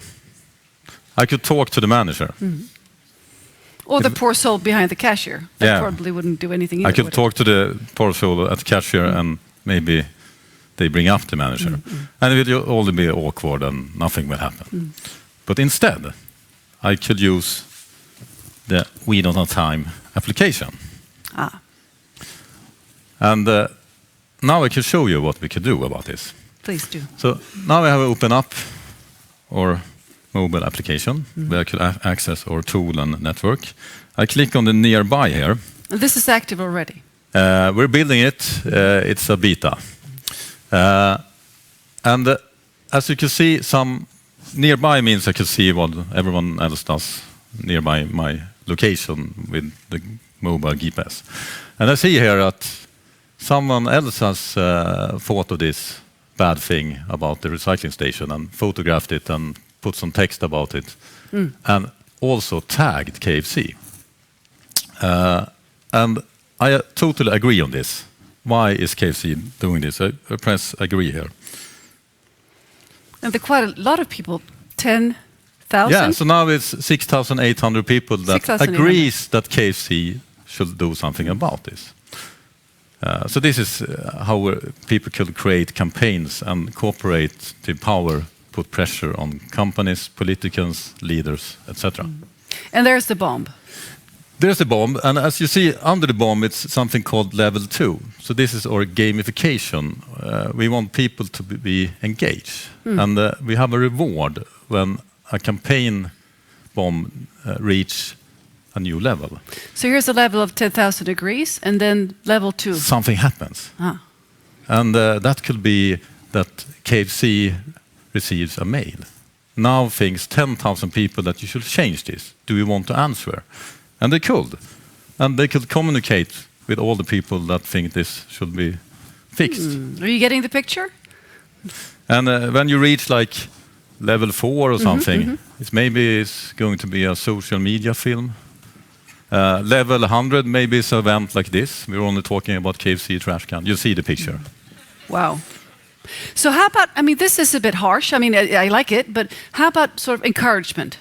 Yes, that's very important because if we want to change the world, I think it's a wrong way to only talk about the shaming and bashing is not always working. We can't just talk about what we don't supposed to do. We're not going to fly, we're not going to eat meat, we're not going to shop things, etc. It's much better if you talk about travel by train, eat more healthy, etc., etc. So to encourage that, we go back. Here comes the heart, I think. I hope. Here comes the heart. Here we go. So this is a climate heart that to the fast food chain Max Burgers. And what they have done is they have launched a vegetarian campaign that they will sell 50% vegan or vegetarian food. And they have achieved their competitors, like McDonald's and Burger King. They're really nervous because Max is doing really well. So Sweden is the first country where McDonald's has launched a vegan burger. And what we want to do is we want to spread the word about this. So the whole world knows about this vegan food chain Max Burger, and we want that McDonald's spread it to the world. The good pressure that they... competition. Yeah. It's not like you're doing something wrong here. It's doing like, oh, someone else is doing something better for the climate. If you don't hang on, you will lose. And companies hate to lose. Absolutely. But what if you sort of have good ideas that you're not really sure you want to test, or could you sort of, how do you yes, that's very important, because nothing is black and white, and certainly not when it comes to the climate change issue. And we also don't know how we can do this. So ideas, we need a lot of ideas. And on this platform, we're also going to collaborate on ideas. Great. A little as we saw here before, but on another level. So this is an example of a climate ID.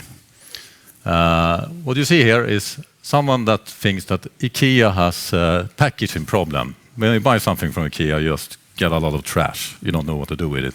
So why don't recycle it? And put it back to IKEA so they can reuse it over and over again. And 684 people agree to that idea. And if this goes viral and like 5,000 people agree on this, it will be really interesting for IKEA to think of maybe that could be something they can implement. Well, they also have a goal to be completely circular by 2030. So this is a... So just, varsågod, as in Swedish. Varsågod. Take the idea and do something about it. Take it and run it. Actually, we have IKEA's global PR officer in our advisory board, but she hasn't seen this yet. I'm sure she'll be happy. Yes. So Ingmar, this is a fantastic tool, and of course, I'm sure, as I am, all of you are curious. When will this be launched? On Earth Day next year.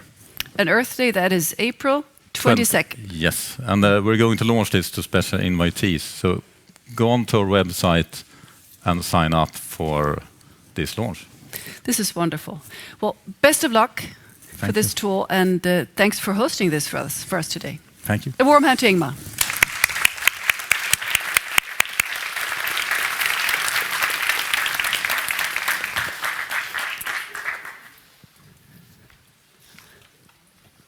We promised you Norway, and you will get some more talk from Norway, and from Cathy and Jamie in Canada and the United States.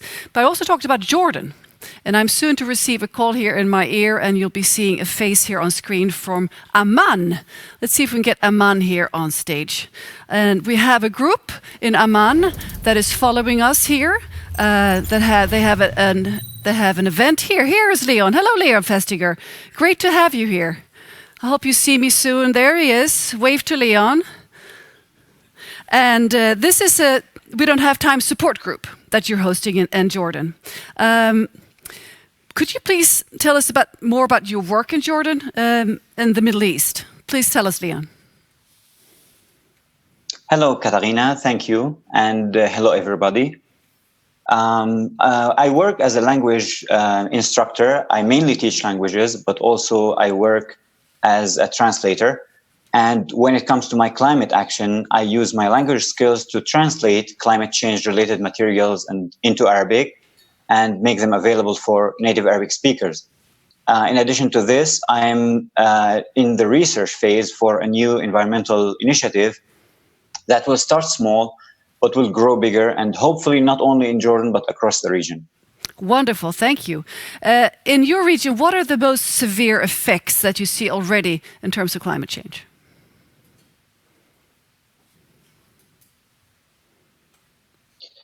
Well, just for Jordan as a beginning, in recently enough to cause flash floods. And this season alone, even though it's not yet the middle of the season, those flash floods caused tens of deaths and property damage and infrastructure damage. Despite that, the flow of the Jordan River is decreasing, which is causing the Dead Sea to shrink. If we go to a regional scale, we have been seeing in the last decades droughts, the summer season is becoming hotter and longer and drier. And these effects of climate change have contributed to many of the conflicts in the area. For example, the conflict in Syria, the conflict in Yemen. And this was by either being a direct or indirect cause of these conflicts, or at least by making them significantly worse. I'm going to ask you another question, Leon, but while doing that, I'll ask Morten to find a question for Leon on the Twitter flow, because it'll be tagged by your name. The theme of this seminar, as you know, is climate action. What is your take on that? How is the climate action going on in your part of the world? Is somebody else popping up? He's not ready yet. He'll be with us soon. Leon, please. Okay, so as I said, the climate action is, there are many people working on this, but still action needs to be taken. I would like to repeat what Mr. Stuart Scott said. This is our only planet, this is our only home. And even though many people are working towards combating climate change, we still need to do more.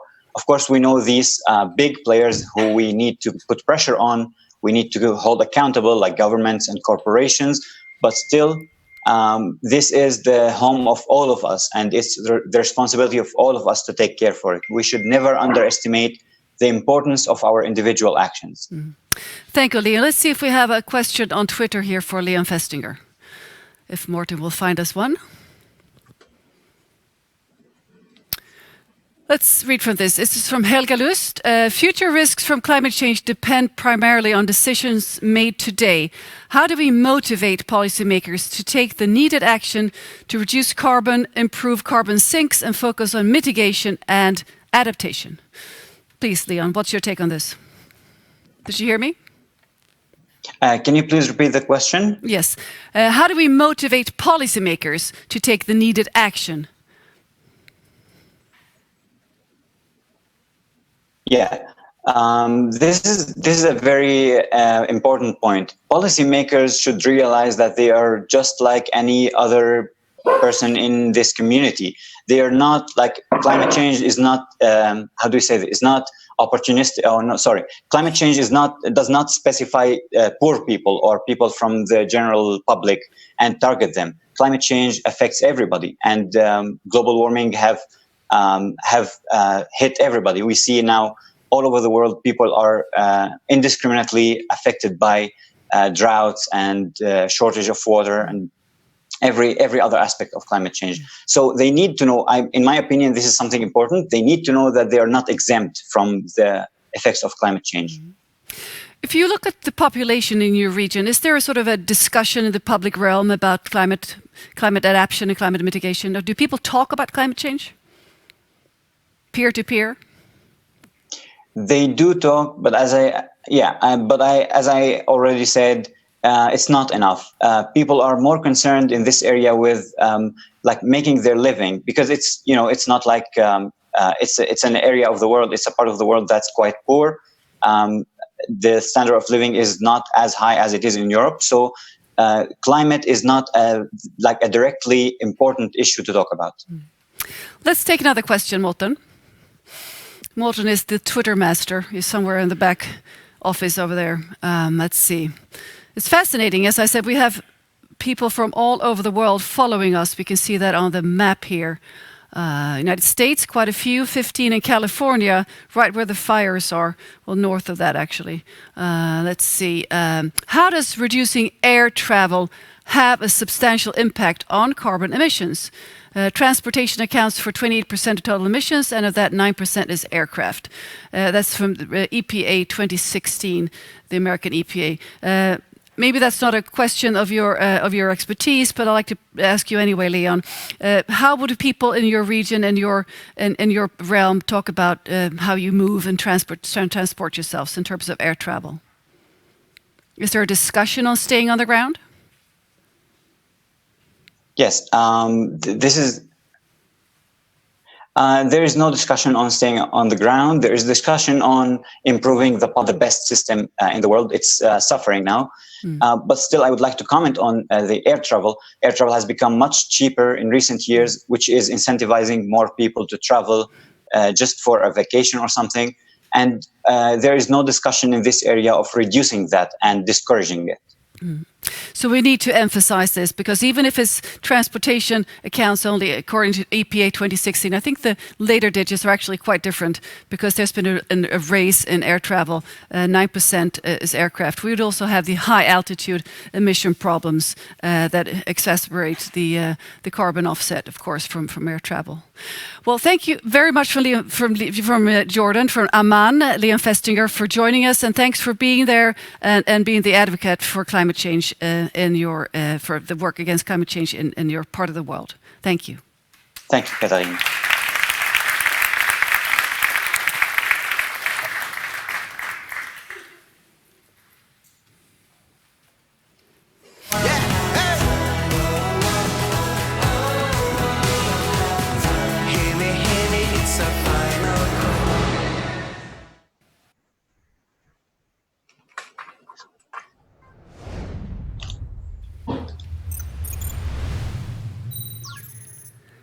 We heard about the need for action and technical solution. How about culture? How about music? Can music make a difference? And here you are, CJ Palmér, with us here. And if you listen carefully when you enter this event today and also on air, there was a tune, a song played. It's called We Don't Have Time. It's a brand new song, and it's written by you, CJ. And your name is also Carl-Johan Palmér. You're Swedish, but you're not based in Sweden. You're in the United States. And this song you have produced and written together and performed together with an artist called Adam Baptiste, also called rapper. Well, he's a rapper, ADL. Please tell us about this song. What is it trying to express? Yeah, thank you for having me. Good morning. The song was, just a correction, was originally written by Ingmar Ahlberg, who's a Swedish songwriter and producer, and myself and Adam Baptiste. So the song is trying to use music as a powerful communication tool to address this issue. So that's what we're trying to do, and it's gonna be released in an hour, I guess, in Sweden on Spotify and YouTube. So the message of the song is really up to the listener, I guess, to the interpreter. But yeah, that's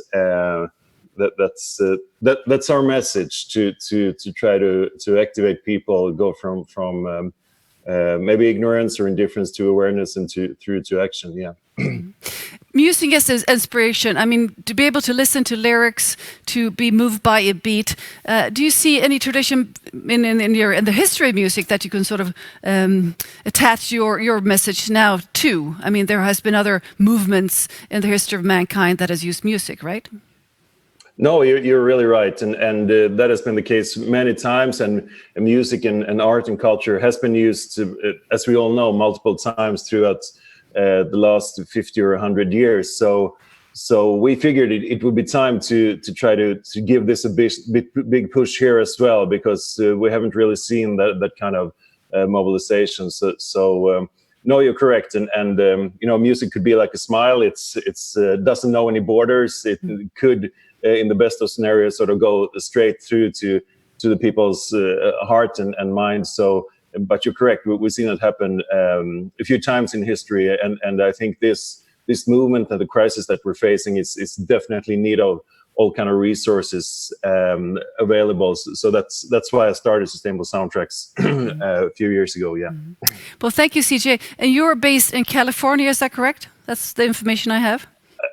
No, I'm based in Stockholm and Southern California. Yes. So being in California, how do people talk about the fires and climate change these days? It's a big issue, obviously, the fires, and I would obviously agree with what everybody else. Many people have been saying before me on the great speakers here that, you know, there's a tendency just to see the problem sort of as it hits you, or as it sort of hits your front door, and you know, that's just not going to work. So, but the reaction over here, I think, is that these kind of natural disasters or fires in this case are more frequent and you know, larger than they used to be. So I just hope it's a big bad wake up call, you know, globally and locally and regionally here as well. Can I really comment on how much that's sort of affecting the local and regional and national US situation? Probably there are other people who could make other comments on that. Well, thank you very much, CJ. We'll be listening to your song very soon in this event and also live. And best of luck with your launch and for the video and with your passion for combining music with climate action. Thanks for coming with us here. Thank you. Thank you very much.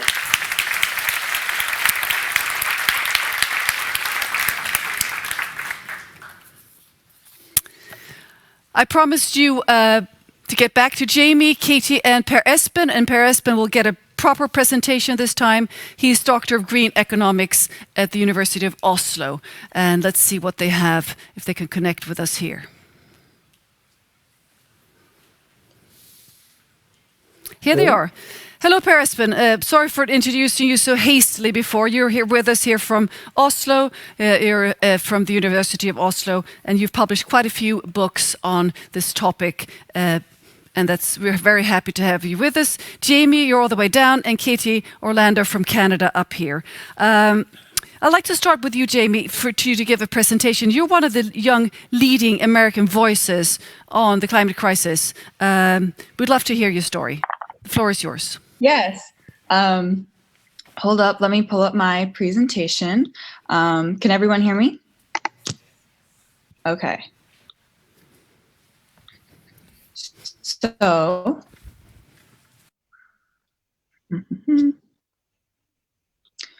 yeah.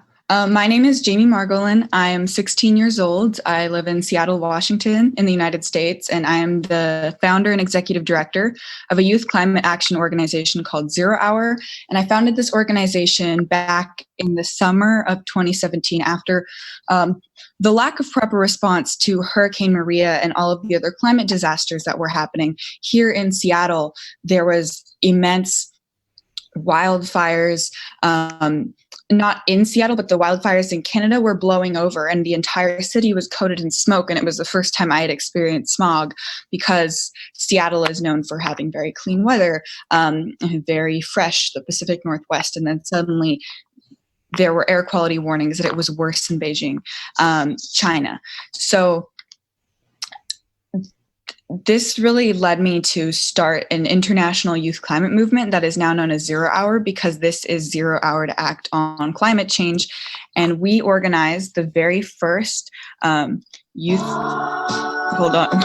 organized the very first youth climate march in the United States, in Washington, D.C., and in 25 other cities around the world. So it was a big deal and it was very exciting.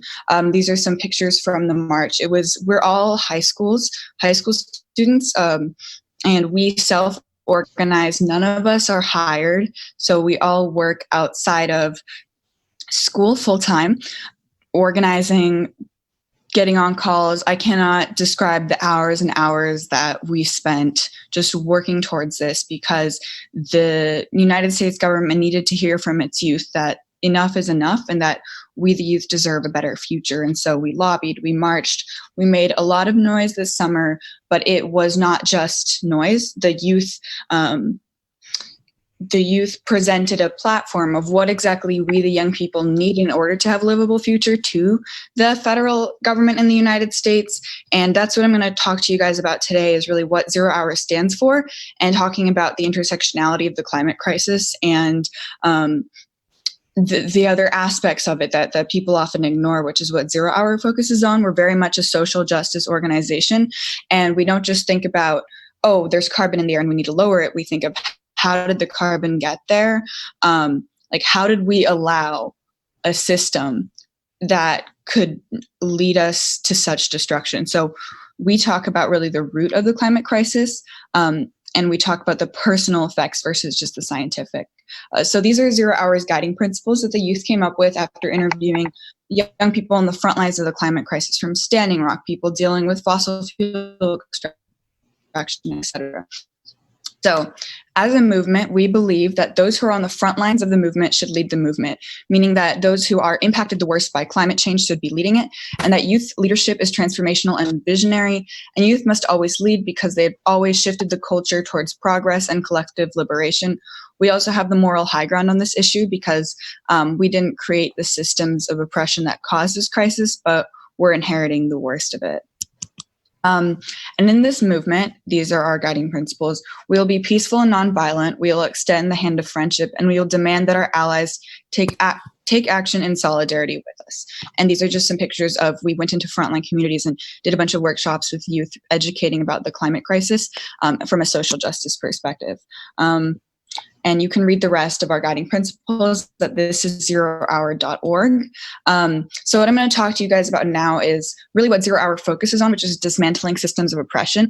And what caused climate change are the systems of oppression that let us get to a point where it was so, where we extracted and polluted the world. So the systems of oppression relating to climate change include colonialism and empire, because it was when the European forces started colonizing and stripping away indigenous culture, which people live very much in balance with the land, and it was more about extraction and taking. That's really when we started moving towards this crisis. It's not necessarily just, it didn't just start in the Industrial Revolution. We started moving into a mindset that everything is for sale and that we can extract everything with colonialism. And colonialism tried and unfortunately weakened the influence of indigenous wisdom and culture. Then there's racism. So it intersects with climate justice because people who are victims of racism are also worse affected by climate change. So what corporations will do is that But like I said, anyone who's a victim of system of oppression is automatically weaker to the effects of the climate crisis. So there's a reason that the Dakota Access Pipeline was built on indigenous land. It's because the government and the companies knew that they could take advantage of those communities because they were already oppressed and marginalized. There's 69% of coal plants are built in majority Black communities. That's not a coincidence. When people are poor or disabled or people of color or immigrants, the corporations can better take advantage of them, and they're much more susceptible to the destruction of the climate crisis. And then there's capitalism, which whenever I say that, people immediately flinch, especially in the United States. There's a very big, where I live, the culture is, you can't touch that word. It's very taboo to even criticize capitalism or challenge it at all. And when I say capitalism, when Zero Hour, we talk about capitalism, we're not out here trying to start the communist revolution or like do anything crazy. What we mean is that capitalism caused the climate crisis because, and let me go to the next slide. Come on, computer. Capitalism, hold on,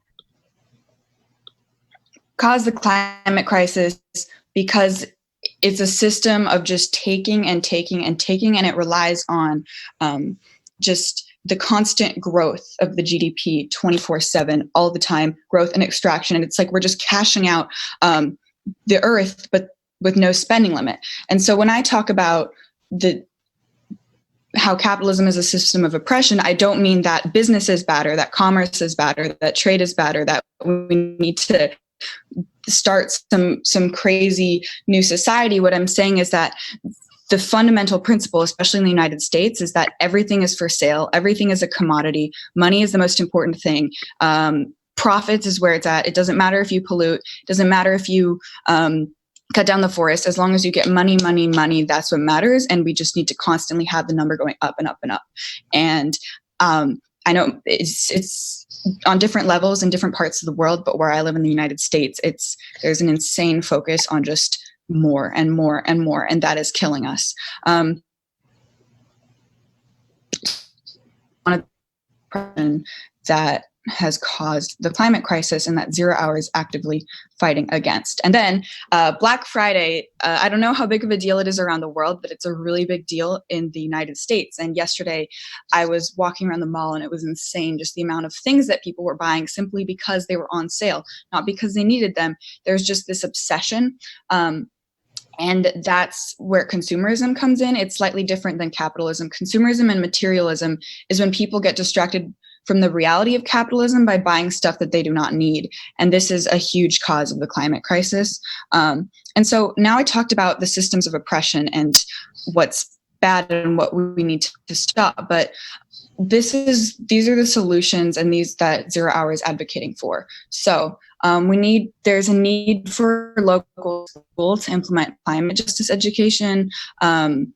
Here in the United States, it varies a lot. Most of the time, just the basic science is covered, but there's no actual justice conversation or a talk about how dire the situation is.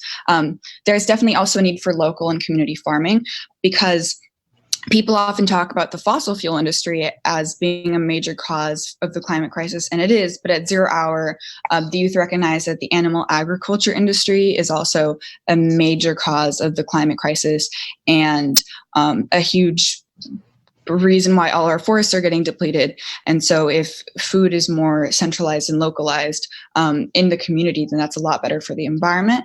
And so, yeah, this is just a bullet point of different things that we need. But bottom line is that we need a just transition, and that's where it comes to.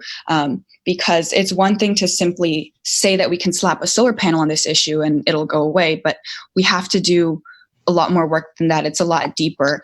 We have to dismantle these systems of oppression. We have to put the communities who have been impacted by the climate crisis the most first in the making of these solutions. We can't just simply just say, okay, we're going to switch to renewable energy without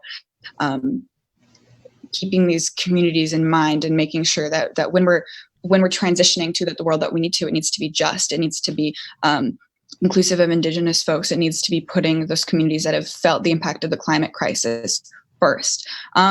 So now the final part of my presentation is what can you do? Well, one of them is definitely to get involved with 0 Hour. We are a youth organization led by majority young women in the United States and around the world. We have chapters all around the world, and we're majority led by young women of color and young women from frontline communities. So it's very important to support organizations that are made up of the people who are the worst affected by the climate crisis and the most marginalized. You can go to this0hour.org to read more about our platform that was written by youth on the front lines about what we the youth need in order to have a livable future. Another thing is that we, the young people, are we're a completely volunteer organization. We are just high schoolers with a passion for we fully understand that this is 0 Hour to act on climate change, and we have a passion for a better world. So donating to 0 Hour is definitely something that you can do to help. We are gearing up for our next big actions that'll take place in Miami, Florida, but then also we're hoping that there will be sister actions around the world. We have not released that yet, though. It will come out in the new year. Other things that you can do is divest your money from national banks, because those banks are funding the fossil fuel industry, which go into communities like Indigenous communities and totally not only pollute the world, but wreck their communities. And you can support elected officials who believe in climate change and climate justice. And that is it for me. Well, thank you so much, Katie. Sorry, Jamie. We'll talk to Katie soon. Very inspiring work. It's so brave and so important that young people get involved, and you're such a great example here. We lost pictures here from our panelists, but I hope they hear us. Let's see what's going on. Let's just wait for Katie. Katie Orlando, I can introduce her some more. She has just been able to nudge, I could say, the president, the prime minister, is more correct, Justin Trudeau, has recently announced that Canada will implement a revenue-neutral carbon tax. That's big time, big stuff, starting 2019. Please tell us more about this and your work with Citizens Climate Lobby. The floor is yours. Yeah, thank you for that. I'm going to share my screen. And from the beginning. Okay. So yes, today I'm going to speak about the revenue neutral carbon a pricing system that's been enacted in Canada. It's called Carbon Fee and Dividend. A brief history about Citizens Climate Lobby. It was established in 2007 by Marshall Saunders. And in 2010, thinking I was an American, he recruited me to Citizens Climate Lobby, and Citizens Climate Lobby Canada was born. Sweden joined in 2013 and Australia thereafter. We now have almost 500 chapters around the world in 47 countries and over 100,000 supporters. We all know the world is on track to be unlivable, and I encourage everyone to familiarize yourself with the work of Climate Action Tracker. And I just wanted to show that. So at Citizens Climate Lobby, we feel that if you want less pollution, it's important to make it more expensive to pollute, and the vast majority of economists would agree with that. We've focused specifically on a carbon pricing policy called Carbon Fee and Dividend. Here is just one strip of a cartoon describing Carbon Fee and Dividend. The government levies an incrementally increasing fee on the carbon content of fossil fuels at the source. 100% of the money is given back to the people on an equal basis in a check to help with price increases. Economics 101, the costs are passed on to consumers and they will consume less carbon. And the predictable price on carbon spurs investment in clean technologies. Thus, we can reduce carbon emissions without impacting the taxpayer. And I don't know about the rest of the world, but about half of Canadians are within $200 every month of not being able to make their payments that they need to live. So we can't burden the taxpayer anymore, and carbon fee and dividend beautifully gets around this. So what will be the effect? Most of the data I'm about to quote will come from the United States, except for the last bit. In 2014, Citizens Climate Lobby commissioned a study by Regional Economic Modeling, Inc. And under carbon fee and dividend, within 10 years, the carbon emissions will reduce by 31%, and within 20 years, 50%. It will save lives, almost 230,000 lives within 20 years. It will increase income per capita, and it will create jobs, many in healthcare and local businesses. And we know from our studies in Canada and the United States that the majority of citizens would come out ahead under a carbon fee and dividend model. And just this week, another study was published in Australia. And yes, the average Australian would come out ahead with carbon fee and dividend. And this is for Jamie, the bottom 20% of earners in Australia, and the data works out for Canada and the United States, come out even more ahead under a carbon fee and dividend system. So how did we, did that garble? Do I need, anyways, yeah, so the vast majority of people come out ahead, and the bottom 10%, bottom 20%, the bottom quintile, which is the bottom 20% of earners, come out even more ahead in how much they would pay in dividends and how much fees they would get back from their governments. And this is the same for Canada and the USA. So here's Canada. This is us on Parliament Hill on October 15th, and we started getting hints that our government was going to pass a carbon fee and dividend legislation. Here we are with Senator Grant Mitchell from Edmonton, and he said to me, "You're one of the most successful lobbying groups I've worked with because you're about to get what you lobbied for." And we've been lobbying him since 2011. When I was driving home from Ottawa, I was laughing and crying in the car. And on October 23rd, just over a week later, one of the best days of my lives happened. After 8 years of hard labor, we gave birth to a carbon fee and dividend policy in Canada. It starts at $20 per ton in 2019, rising $10 per ton annually until it reaches $50 per ton. In the jurisdictions in Canada that do not have carbon pricing, the provinces and territories, they will be subject to this carbon pricing policy because they don't have their own, and they will receive climate action incentive payments, the majority of the citizens, that will exceed the amount of the carbon fees they paid for by the average family. And beautifully, we actually get these climate action incentive payments or dividends in April 2019, even before the carbon fee starts. This is a detailed graph. You can go back and look at it, but basically there's two components to our carbon pricing system. There's an embedded cost, embedded price on carbon pollution because it's embedded in the fuels. That will be passed on to consumers, and that's the money we will get back.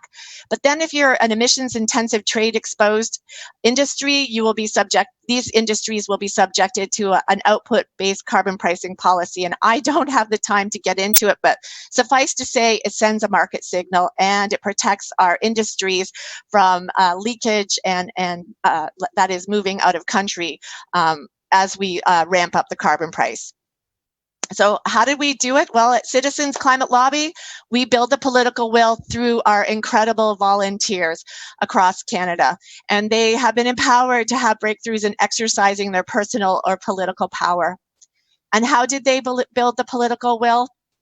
Well, 36 chapters in Canada in about 80 to 100 ridings have worked very hard over the last 8 years. They've lobbied parliamentarians over 800 times.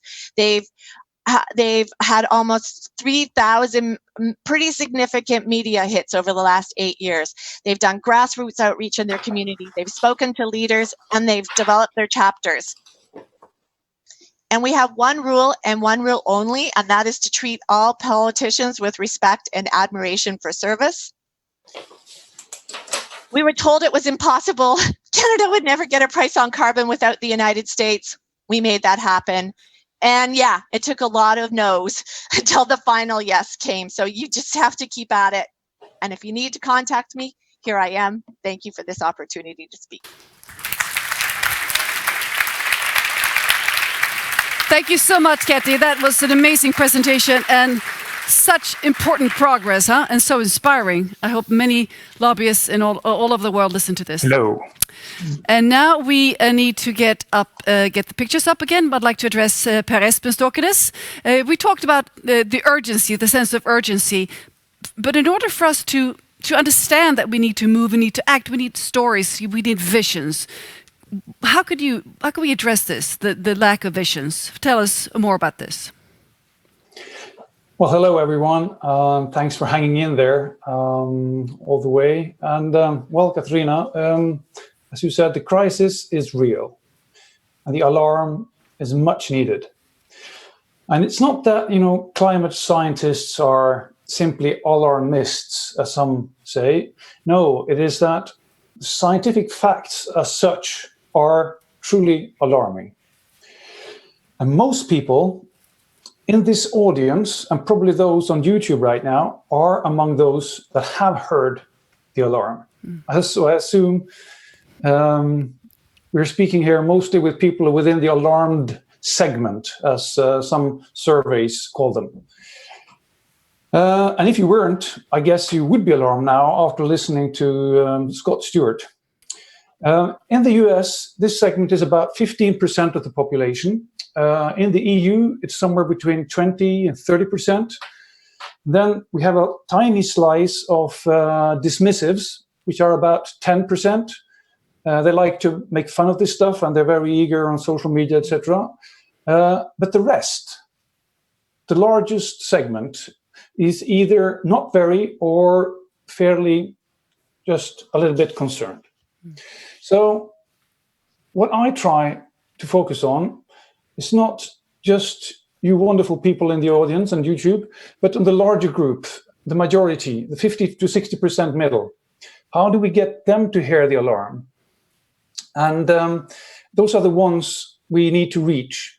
And in a way, they hear the alarm, but somehow it doesn't hit home. And why doesn't it? And here psychology could come in to give some indications. And in some of my work, I published on the psychological barriers that are in the brain that stop people from listening to the alarm and taking action.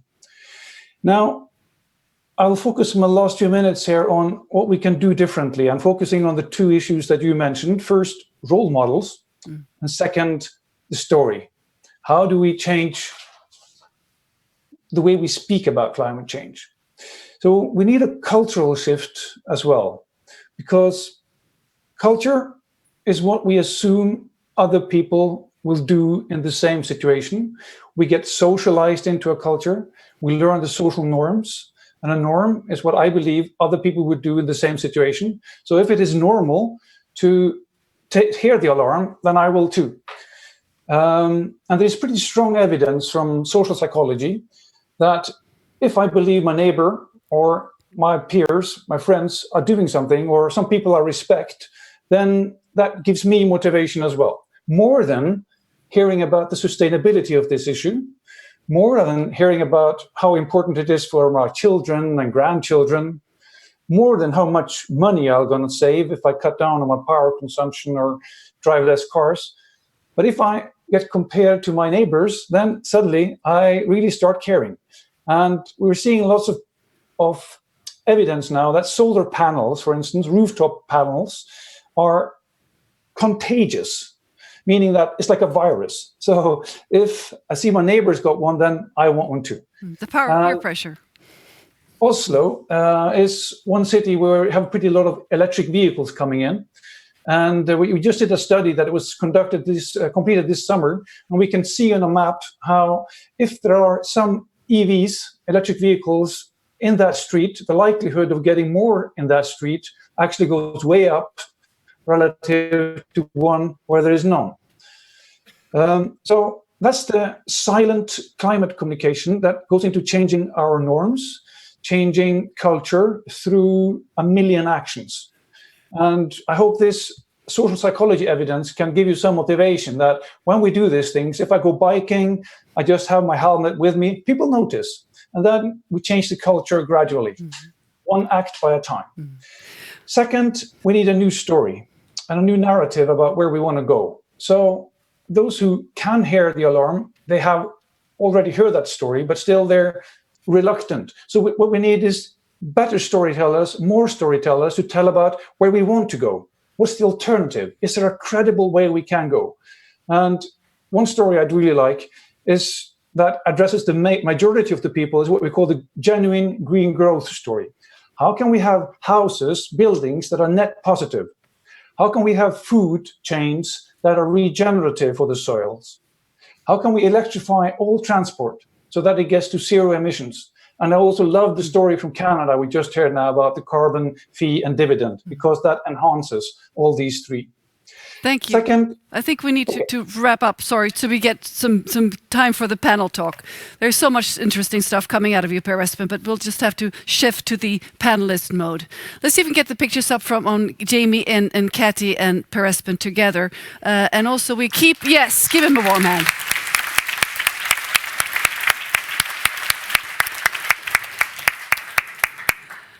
And we do have Twitter questions coming in behind me all the time. As I reassured you before, they will be answered by the specialists, the experts. Let's see, do you hear me, Jamie, Cathy, and Per-Espen? I do. Yes, great. Let's see where Jamie's at. Okay, I'll just start by asking, thumbs up from Cathy, very good. I'd like to address back to you, Cathy. What is, in your view, the single most important issue to sort of action to take now as we venture into 2019?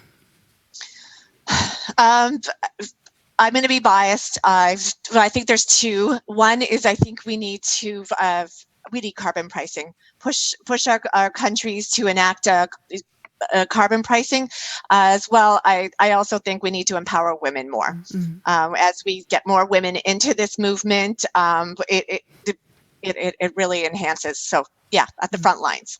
So just hope that your example will be spreading throughout the world. Per-Espen, in terms of collaboration, you talked about good examples, role models, etc. But also we need to address collaboration. What is your take on how important collaboration is to get into these, to sort of dig into a more fossil-free future?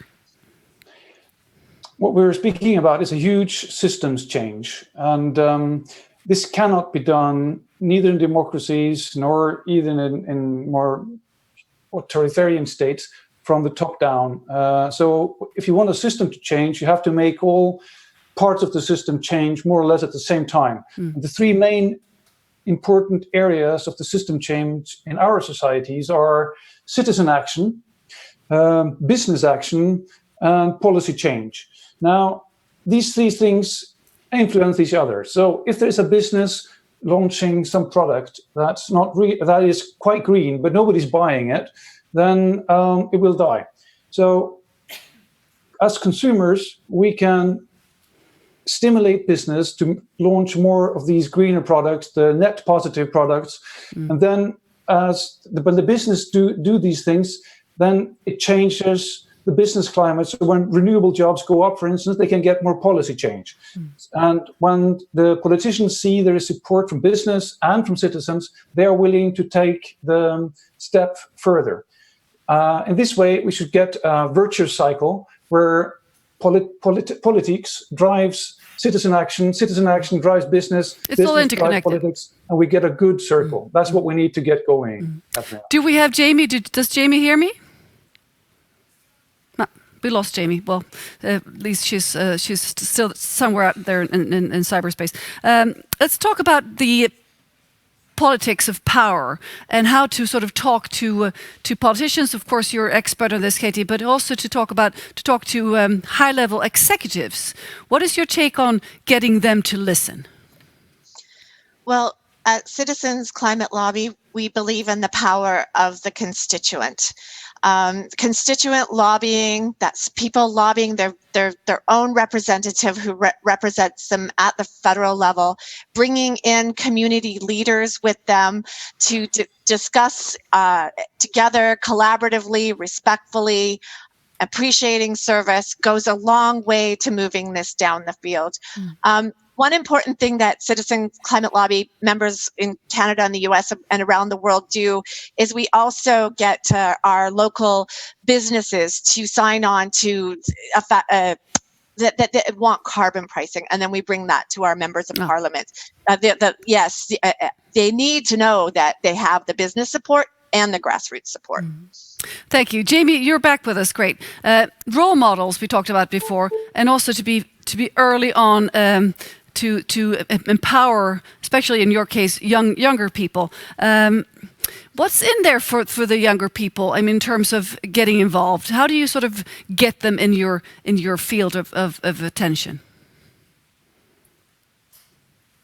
Well, you have to grab like young people into this movement in a very different, not a very different way, but you have to change the way that climate change is talked about, because the old way of just simply like pointing to a graph with like carbon numbers going up, like that doesn't do anything, that doesn't pull on anyone's emotional heartstrings. So with younger people, you talk about the personal and social impacts of climate change. And this should go for anyone. Actually, this is just how you get people involved. You tell stories about been destroyed, especially they're telling their own story. And you give more exciting like things to do, like marches and protests and rallies and actions and things like that, where it's not just like, hi, here are my numbers, would you like to take action? Because that doesn't work.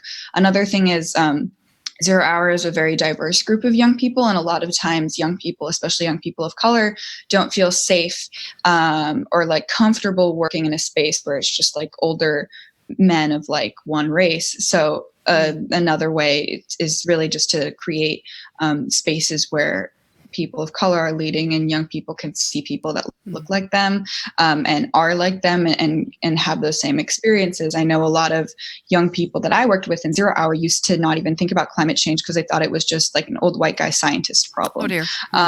They thought it was just like, it was very removed. Can you hear me? Mm-hmm. Yes, yeah, I hear okay. you. Yes. It was very like removed. All they would see, because that's what the mainstream media shows is people presenting their numbers and a sad polar bear on an ice cap, but they don't see people who look like them. And the reality is that climate change most impacts people in the global south. It most impacts, there are so many human impacts. There are so many people who this matters to. And so when you want to bring in young people, which you should, because we're the ones who are inheriting this mess and we're the ones who are have to deal with it going forward, you need to make sure that you're talking about it through an intersectional lens through issues that already matter to them, and that it's an inclusive space. Thank you. Thank you very much. Let's take a question from Twitter here. What was the starting point for your engagement in the climate crisis? Any way you can address that. What was your starting point? How did you get involved? What triggered your attention? Mine is twofold, if I may.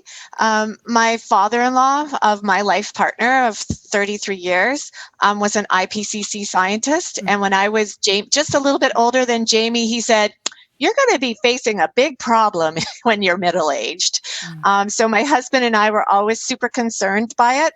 And when I turned 40 years old, this fourth report from the IPCC came out, and I heard that if we keep doing what we're doing to the planet, this would be a very difficult place to live on 40 years from now. And I was pregnant and changed my life. Per-Espen, how about you? Thank you, Katie. For me, this started almost 30 years ago when I met a Norwegian eco-philosopher who grounded deep ecology, Professor Arne Næss, and reading his work and reading the work of deep ecology and eco-philosophy really shifted the values around in my mind. And since then, I've been involved in this work, trying to combine more respect for, so to say, not over-exploiting the inner psychological resources in the same way that we over-exploit the outer resources. And there's a common mindset that sets us up for doing that, and we have to change that way of thinking. Thank you. Let's take a final Twitter question. Let's see what pops up here. Many scientists think we need to replace our current growth-based neoclassical economic system with ecological economics. What is the likelihood that the world can make that replacement in time, especially given that we don't have much time left? Per-Espen. As an economist, I'm happy to answer that.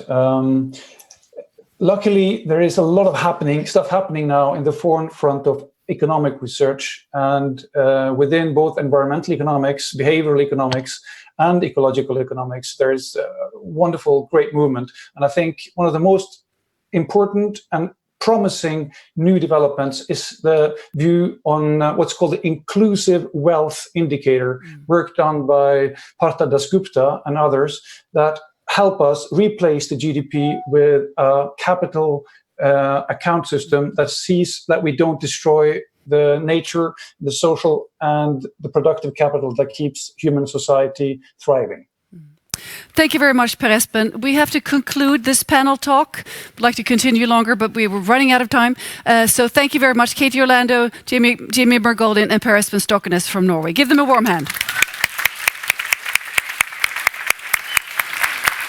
And it's time for me to wrap up this live broadcast, and I'd like to thank you also, Anders Wijkman, of course, Sandrine, Dixson, Decléve, Stuart Scott, Maja, Rosén, Tove, Shalit, Linda Söder, and Jonas Ahlström for being with us, and of course all of you in this room and all of you following us live on this broadcast today.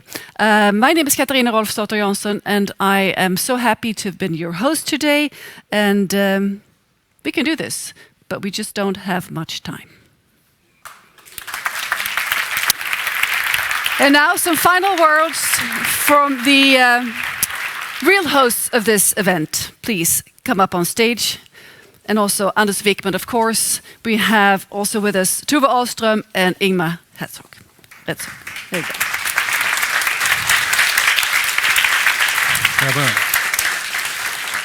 Well, it's been a fantastic couple of hours with so much input. So many issues have been discussed, and it's quite hard to really try to summarize. But if I may pick up a few of the most important issues. First of all, I think it's very important to realize that what we face is transformation. And it's not only the energy system. It's how we use materials, the whole infrastructure. It's how we till the land and how we use land in general. The financial sector is critical. Next time we have to focus more on them. And I would like to say that all of you listening and all of you here, one thing you can do very easily is start asking your pension funds how they invest your money. That's a very good way of putting pressure. And by the way, politicians, they don't live in a vacuum. I've been a politician for part of my life. And you know, if you start bombarding them with questions, opinions, views, pressure, they will realize they don't live in that vacuum. They have to listen to you. I also think that we have touched upon how we measure progress. Move beyond GDP. I think it's a very important issue. And that could be something to unite around. I think the citizens' pledge that our friends in Finland have introduced is a very good way forward. And if you set as a goal that in the next decade I'm going to halve my emissions and then continue to do that, if a sufficient number of people do it, it will make a dent. Don't forget, 10% of the consumers in this world, those of us with money, we make up 50% of emissions. So we have a role to play, even if the main role to be played is among the politicians to put in place the right policy frameworks.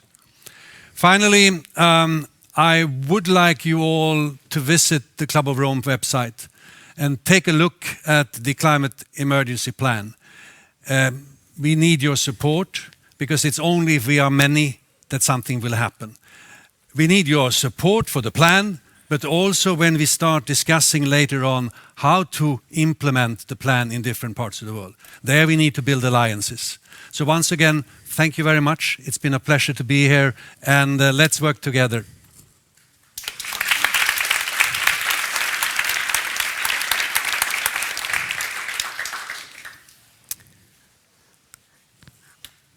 I'm scared. Hate is in the air. Extreme right-wing politics are spreading around the world. And yesterday was Black Friday. In Sweden, it has evolved not only into a black weekend, but into a whole entire black week. We are trying to fill the empty void with stuff.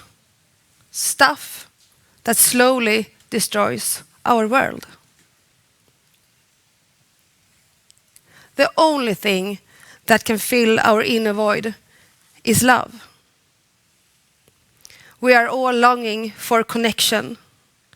Connection with nature, with friends, with family, with our children and spouses, and not at least with ourselves. The core of our existence is not fear, nor hate. The core of our existence is love. So love yourself. I'm not done.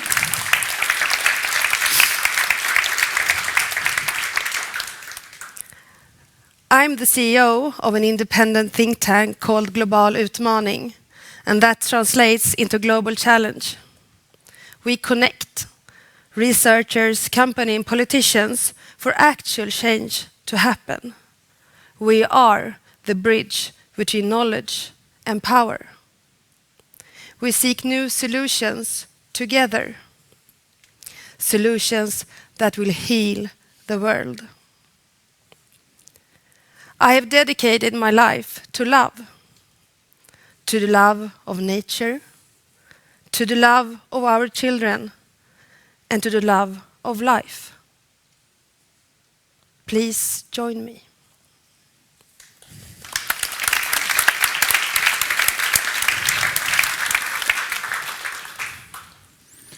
Ladies and gentlemen, we have reached the end of the climate emergency plan.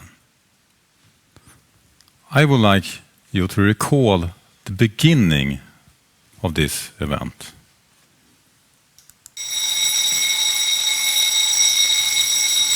This is not a drill. We could hear the alarm, we could see the flashes, we could smell the smoke. It's crucial that we who understands the urgency of the climate crisis start to act. We must run, because if we run, others will follow. If we act, others will act. But we don't have time to wait. Thank you for being that change. Together, we will win this.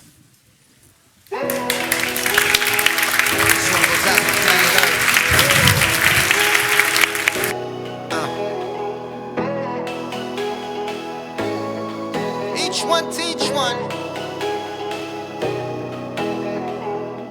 Listen, listen, there's a distant sound. Yeah. Coming closer soon, it's all around. It's all around. Hear me, time is running out. Come on. Come on, tell them what it's all about. We're running out of time, running out of air. Gotta keep it clean, show me you care. Wherever you are, you gotta wake up. Come on. We got a job to do, so stand up. Yeah. Salute life, not the general. Play fair, where's your morals? We can be united as the nations. For our planet, running out of patience.